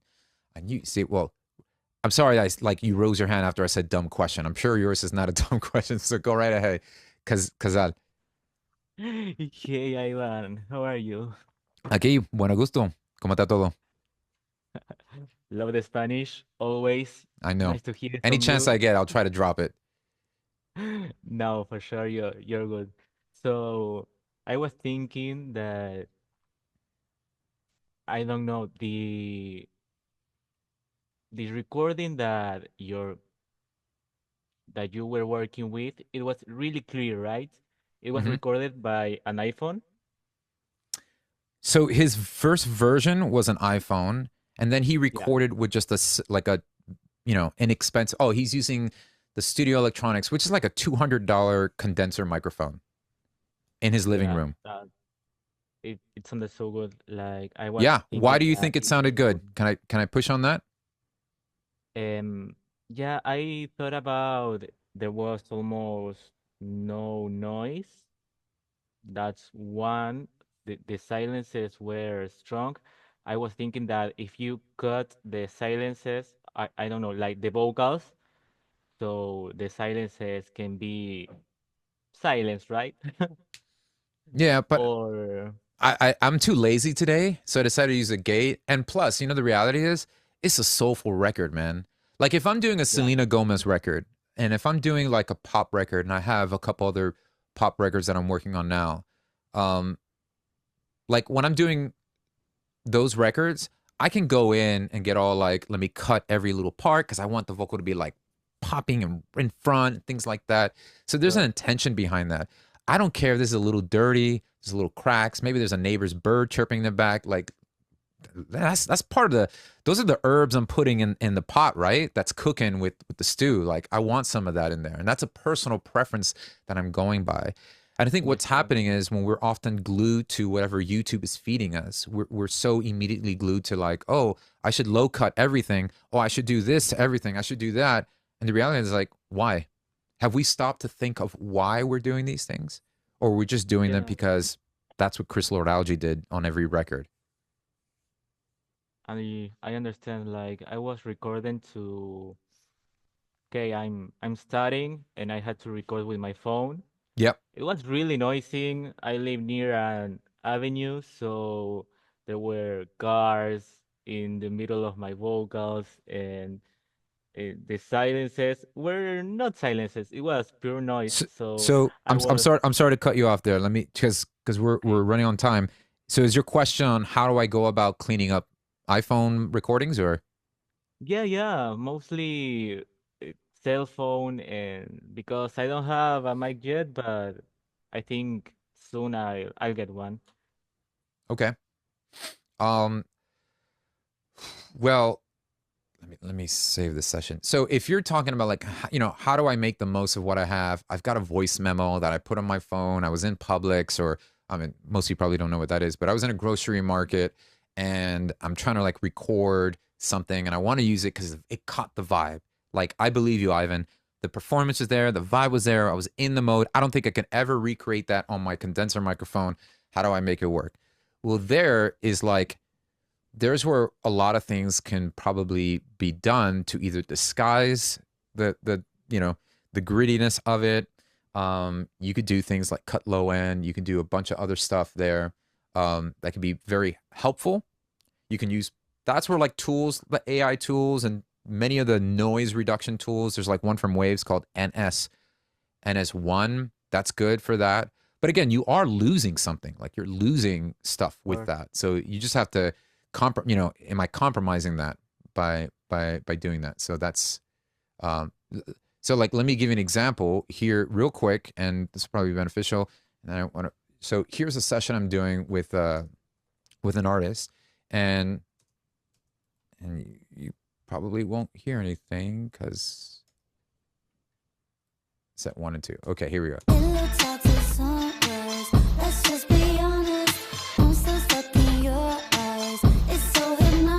Would you know that that was recorded on the phone or no? What do you think? No. Okay. So you can hear like, so this is just like straight grabbing this mic. It was like right there. It was like a handheld mic, really poopy microphone. And you can even hear a lot of the bleed of the room. So if I took out everything that I've got going on, hold on, I got to move you guys. Let's just take everything out that I'm doing. Talk to sunrise. Let's just be honest.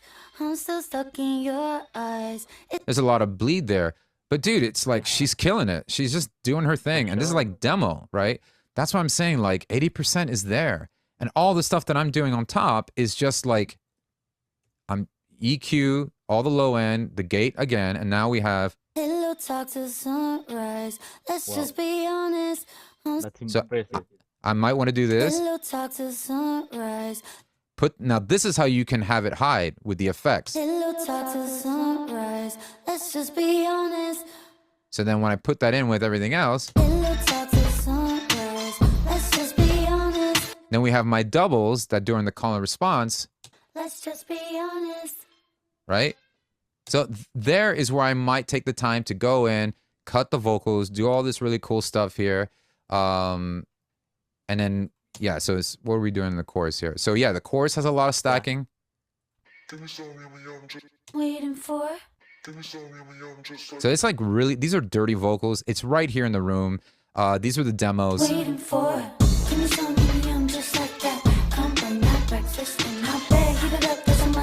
Right? So like, that's why I'm saying it's not, the magic happens before you hit record.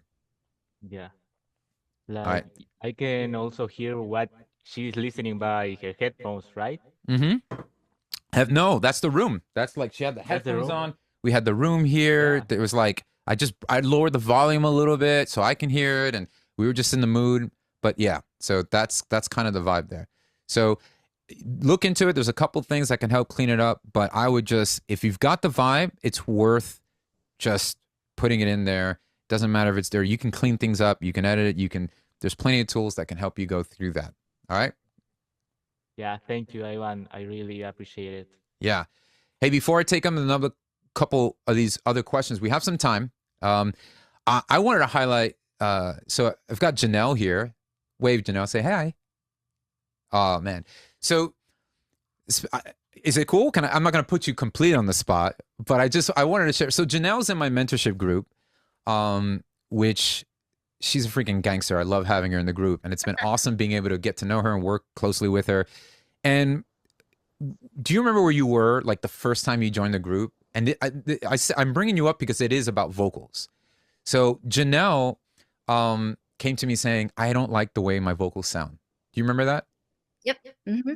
It was like, I hate them. I hate the way. And what was the first thing you were asking me? What was like the first thing? Like, go. I'm gonna give you the stage a little bit. Well, because like I thought I knew what was wrong with it, so I was like, just tell me what the EQ is. Just like help me do. I understand like the performance part, but I think it's the technical part, and so I didn't understand that part yet, and then you helped me. Yeah, yeah. She was like, just tell me what freaking EQ I need to put. And it's like, it doesn't sound right. Like, what's the compressor setting? Just tell me the settings. I'm like, whoa, hold on, Janelle, hold on. Is it the compressor settings? Is it all this? And then we just dove in and spent like 10 minutes talking about your life, like what's going on in your life, what's happening with you, and why do you not feel confident about vocals, and not to get too deep and didn't want to press into it, but we unpacked something really like revolutionary in that conversation where it wasn't anything technical at all. As a matter of fact, we bypassed all the plugins that you had on your vocal after that talk. And you were like, I actually really like my vocal this way. Because it was a switch that happened in your mind. It's like, yeah, it was that I just didn't have the conviction. And it was like, man, I just don't think I'm good enough. Therefore, I need to overcompensate with all these plugins and these vocals and things like that. So we were able to walk through that. So I was grateful for that. I'm grateful that you trusted me through the process. And now you're like, bro, I'm banging out vocals. I'm doing doubles takes. I'm tripling my stacks. But it's like, where are you at now with your vocal? Like, where are you at now with just making and producing your own records, Janelle?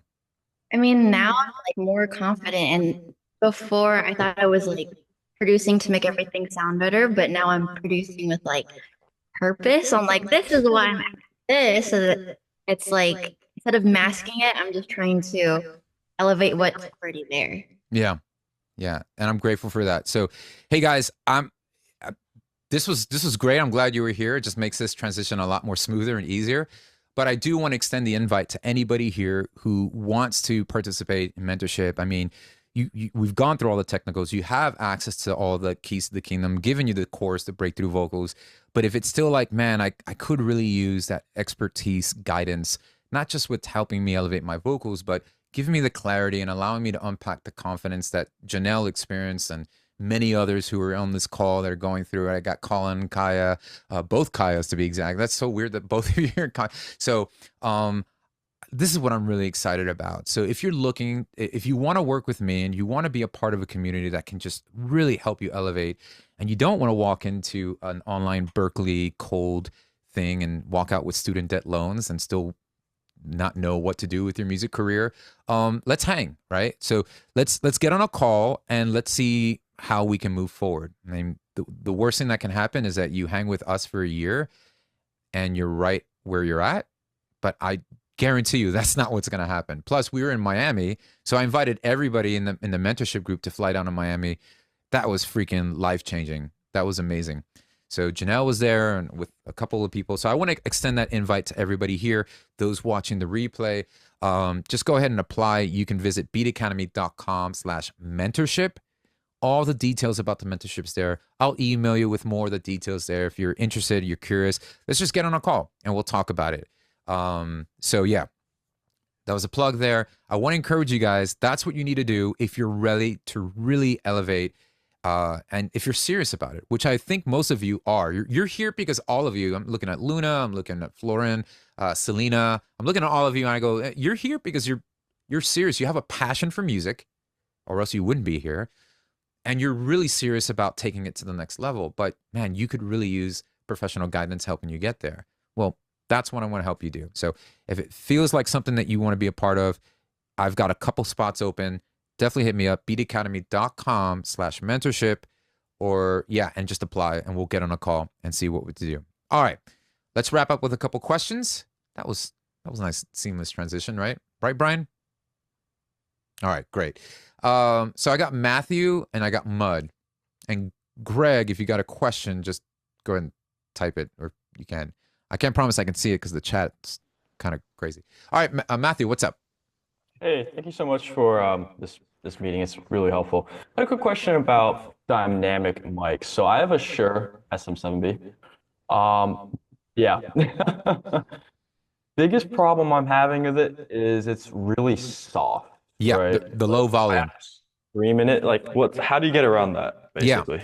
Yeah, great question. So there are things called cloud lifters, and that's something external. So a cloud lifter, so you would want to probably, so I'm connecting this directly into my interface, but the cheat code is the Apollo interface that I'm using allows me to use plugins on the way in. So you guys are actually hearing my vocal through like an 1176 virtual plugin and a channel strip. So I can kind of boost that gain. But yes, normally these mics are very low in headroom volume for the purpose because people want to just scream their heads off, right? That's what makes these mics so good, that they have a lot of dynamic range. So if you want to get your, oh my gosh, Rage Against the Machine on, which that whole album was recorded on one of these things, or The Shore, yeah, go for it. So use a cloud lifter that you can plug into this, and that will give you the boosted signal that you can go directly into your interface, or just adjust the gain. So what's the interface that you're using, Matthew? What's it called? Ableton. Jeez.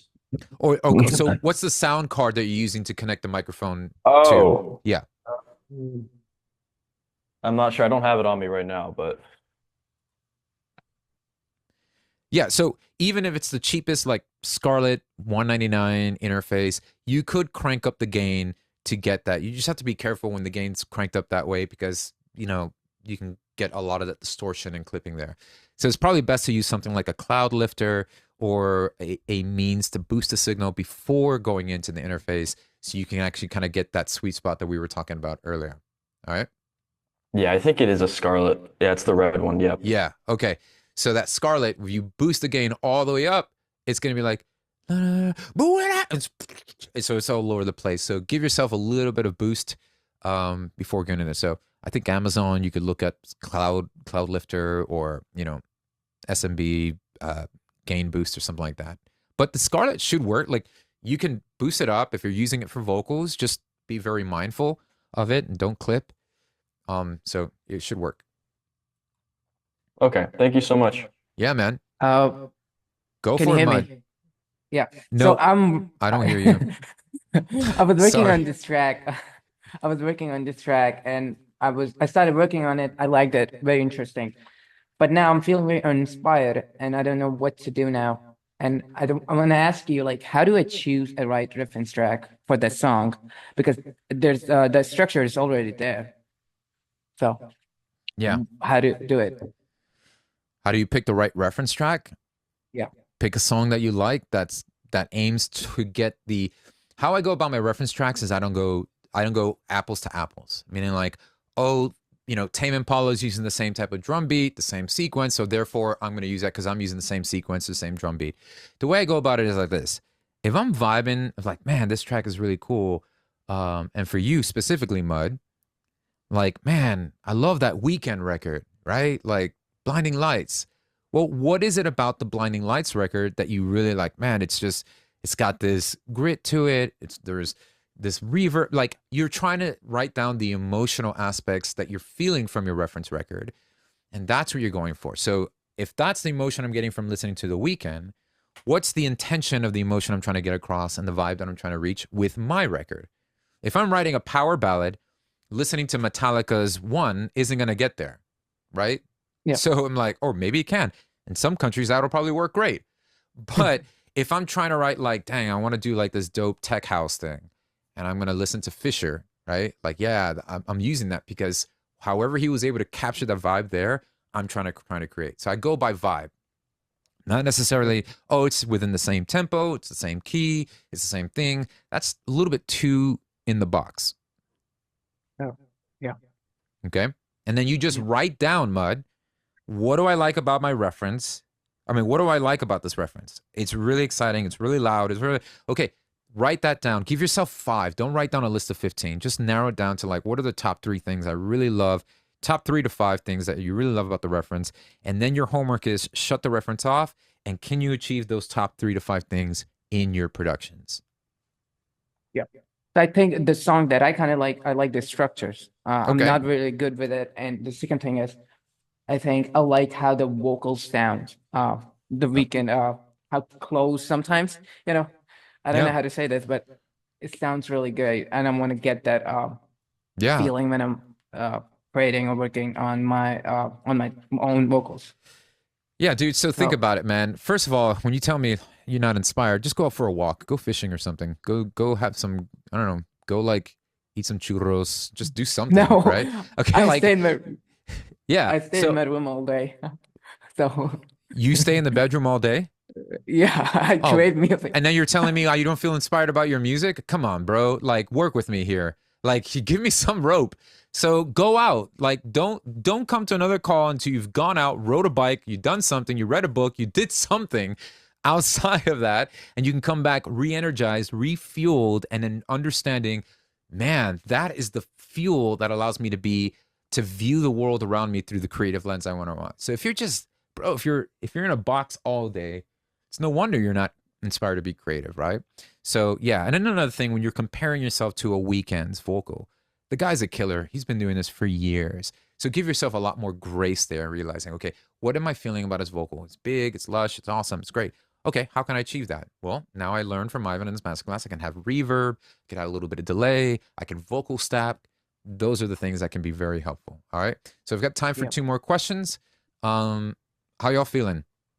Is all this making sense? You can let me know in the chat. You can nod, thumbs up. Colin's good. Colin says he's good. That means all of y'all should be good, especially you, Christopher. I'm just looking at random faces, which is good. I love seeing you guys here, so it's great. All right, Adrian. I have to be honest, Adrian. I didn't think you were actually moving. I thought it was like a still image, but I'm glad you're alive. No, So I'm moving. I'm alive. My question is like really fast and quickly question. What was the compressor you put before the River 4? Great question. So I put a compressor on before the reverb. I don't do this a lot. This was specifically tailored for the issue that we were having in this song. I noticed that when he was singing love, it was good. It was controlled. It was more consistent, but it was causing more reverb to come. Love. It hit the reverb louder than lost, and it caused more reverb tail to be present. So I was getting love, right? So how can I control that? Well, if I put a compressor before the reverb, I can get a little bit more control, maybe 1 or 2 dB reduction, and I'll get a little bit more consistent reverb on the output. Does that make sense? Okay, so that same compressor, you could put it on the signal you send, or you have to put it on the same channel as the reverb and delay? No, I put it on the send track. Let me open up the session here so I can retrace my steps and show you what I'm talking about. It's a weird freak experiment. This is not like a principle thing. Like, this is what you got to do all the time. I was like, hey, let me show you, right? Let me just put my money where my mouth is. So let's go to that chorus again. And listen to the vocal here. Okay. I'm going to take this compressor off. That's on the return track, not on the vocal track itself. Listen to what happens. I'm going to have to move your face just 1 second. So listen to what happens to the reverb. Do you hear how love lingers? Yeah. Now that's okay because it's louder. I personally want the distance from that to be tamed a bit. So I'll use this. And that's a bit more controlled reverb coming out. Here's without it. So it feels to me like love is the only thing having reverb on it. I want it to be more controlled.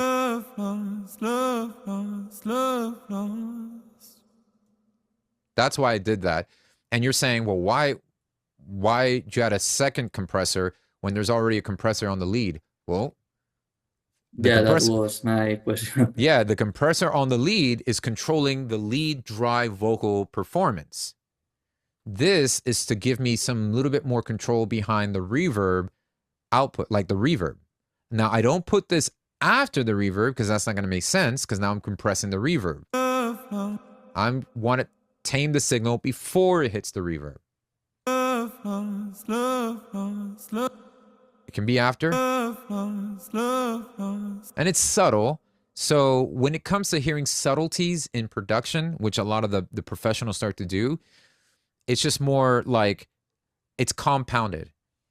Now it's like I've made this subtle decision, but when I make enough subtle decisions in my production and my mixing, it's the overall end result that plays the big role.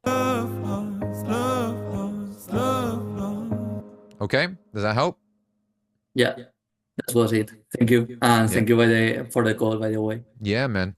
I'm glad you're here. All right, Mike, we got time for you, and then we're gonna wrap up today's call. By the way, I want to remind everybody, my gift to you guys, I went ahead and sent you. So in an hour or so, check your inbox. There's going to be a password that's going to be sent to you where you can access the breakthrough vocals. This is going to give you the ability to go much more in depth. And I actually took the time to create many different genres. So I cover like hip hop vocals, female, male, rock vocals, and like how do I go about creating all those things? That's all in there. So if you wanted to get more in depth and granular, today was really just a flyby kind of thing. That's my gift to you guys for registering. So you've had to register for these masterclass events so you can get access to that. All right. So Mike, take it away. Hello. Yeah, thank you so much for all the information you've given today. This is in reference to the Waves tune that you put on there, and then you also mentioned Melodyne. Would you? I'm just figuring, what would you use? Would you use the Melodyne first, or would you use Waves? What's the order of that? If at all, would you use Melodyne in this particular case? Yeah, Mike, that's a great question. Thank you for asking that. So here's how I look at it. Melodyne is when I need to get surgical, right? So auto-tune is just more of like touch-ups for me. If I'm realizing that an artist or a vocal performance is just way out of key and it's like, oh, this is rough, I go to something Melodyne first, and which allows me to capture all that, and then it just puts every note sung in its key, like, you know, right there with the note, and I can shift it up, down. There's a bit more flexibility with what I can do with the vocal tuning process in Melodyne. So if I need to get surgical, I go Melodyne first. So that's the plugin that I drag in, right? Then I sometimes would even put an auto-tune after that, just to kind of like catch anything falling through the cracks. Those are usually like, yeah, I don't do that much. Why? Because my emphasis is based on the performance, right? Like, hey, I don't mind a couple pitch stuff here and there, like what we're seeing here on this performance. That's cool. Not a little bit auto-tune, that's fine, right? I don't want it to be robotic unless that's what the artist is going for. And Melodyne is what I'm using, like, okay, bro, I need a scalpel. There's some crazy stuff here. But to be honest with you, I don't use Melodyne much. Why? Because sometimes, and this is just habits, I habitually have done this. I would go into my Ableton Live session, and if I find something like, if I see green and I go, it's a little off, I simply have been doing this. I Command E, cut that region, and I go here to the sense where if I go up or down, that changes it by a semitone.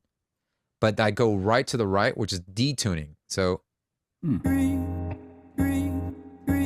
right? That's a little sharp now. I can do this. There you go. That feels good. And that's just 4 cents down. So I will do that, and that fixes my, that's kind of like my manual Melodyne. That's much better. So that's what I'll do. Oh. So Great, I would great, do great. that, and then I have auto-tune to kind of touch it up a little bit more. Great tip. Great tip. Thank you. Yeah. Thanks for asking. Mhm. Yeah, guys. So we're wrapping up. George, all right, I must let you slide in like Indiana Jones. Grab your hat before the thing closes.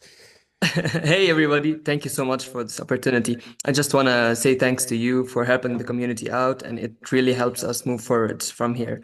So the question I'm having is actually a problem I have every time, and it's that I have a problem of always adding up too much instruments in the place of the vocals. So like, you know, I see the Juno I added in, I add some spiccato violins, and I know these are gonna end up muddying my mix, but I just can't help myself. Is there a way to like put a limit for yourself and know that, you know, realize that they are going to end up muddying your mix and like restrain yourself for the betterment? Yeah, this is a deeper problem than just like slapping your hand when you get too close to the cookie jar. This all comes back to even what somebody else was asking. There's a lack of confidence in your vocal, And so the way you're manifesting that is like, well, I don't like my vocals, so therefore I'm going to just stack and put more and more things to hide and disguise it, right? Crap, we didn't even get into like vocoder. Yeah, I think I'm going to do like a part 2. This thing needs a part 2. Like there's so much. I want to get into vocal comping, vocoder, and all that, blah, blah, blah. Anyways, hopefully the courses, but we'll do another live. But to get back to your question, if you're running into the issue of like, man, so walk me through your process. Do you have like a cool groove, a beat, and then you put your vocal down as just like temporary demo? Or So the problem I have is that I take so much time to add in the vocals. So because I take time, I start adding up element after element, and then before I know it, the whole thing is muddy and too much instruments are already put in. Instruments or vocals? Are you saying you take too much time recording your vocals? No, I don't record them actually. I add instruments and then the drums and then synth and then stuff like that without adding the vocals. So by the time I do add them, it's pretty much there's no space for the vocals. Okay. So in a couple of weeks, I'm going to do another masterclass on songwriting. How do you take an idea to a finished song? Okay. That's where the real problem is. This has nothing to do with vocal production. This is you not identifying where the real main thing. And I was telling this to my mentorship group the other day. It's like, the reason why we fish for other production elements, or like, I need to put a bass or another thing. Oh yeah, let me put that Blue Macaw sound in the background. The reason why you're so quick to run to these things is because there is no main melody. You don't have a strong enough melody. Because the melody is lacking, you're overcompensating with production. Does that make sense? I see. Yes, it does. Thank you so much. It's a melody issue, not a vocal production issue. Which is why you can hear this track with just a guitar and vocal and sit back and we're like, yeah, it is what it is. Which is why I can be like, dang, homeboy's getting away with just a guitar and him on the vocal. Any other production decision I make from here on out is to enhance what, George? The overall vibe of the song. Is to enhance the melody. He's the star of the show. So if I'm going to add production, it's going to be maybe just a bass to get some low end, but I'm not adding things because I'm like compensating for the lack of melody. It's there already. So everything I make afterwards needs to support that and put that in the limelight. I see. That makes perfect sense. Thank you. Yeah, man. If you guys are struggling with, well, my vocal sounds weird, you got to see, is it a vocal problem or is it a melody problem? I might just not have a good melody to begin with.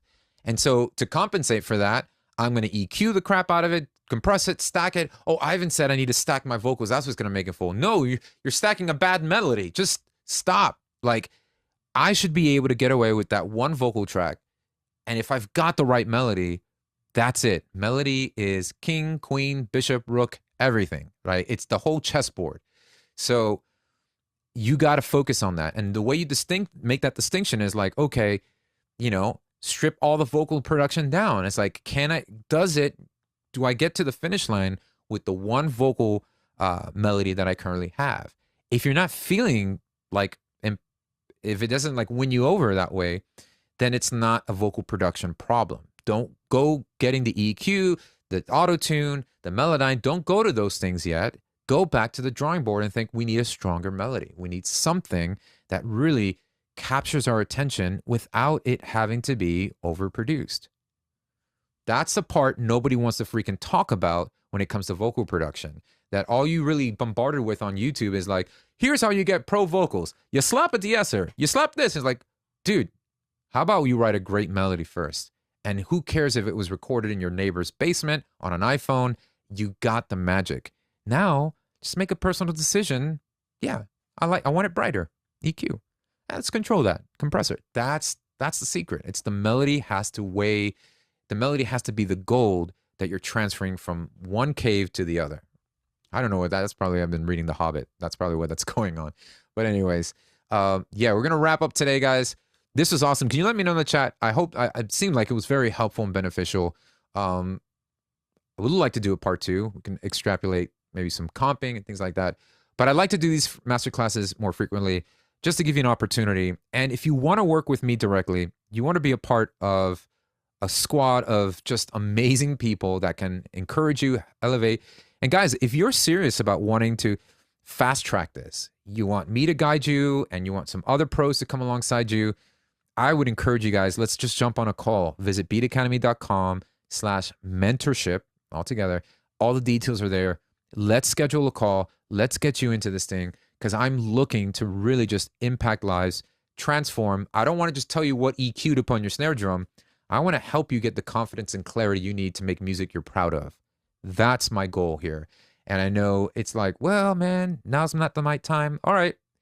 What's your future going to look like if you just sit around and wait, right? Like take action, do it. The door's open. I want to just be able to pour into you guys. So if this is something you want to do, I invite you to just apply. Let's get on a call. And I'd love to have you a part of this mentorship group.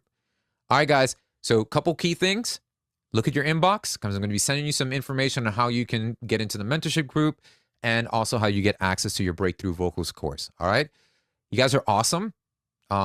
Beautiful looking crowd here. So I'm really grateful for you guys spending your time with me. And I will catch you on the next time. All right, guys. And the replay will be sent to those who are registered. So if you register for this, I'm automatically going to send you the replay in a couple hours. All right. Take care, guys. Thank you for being awesome. And we'll catch you soon. Peace.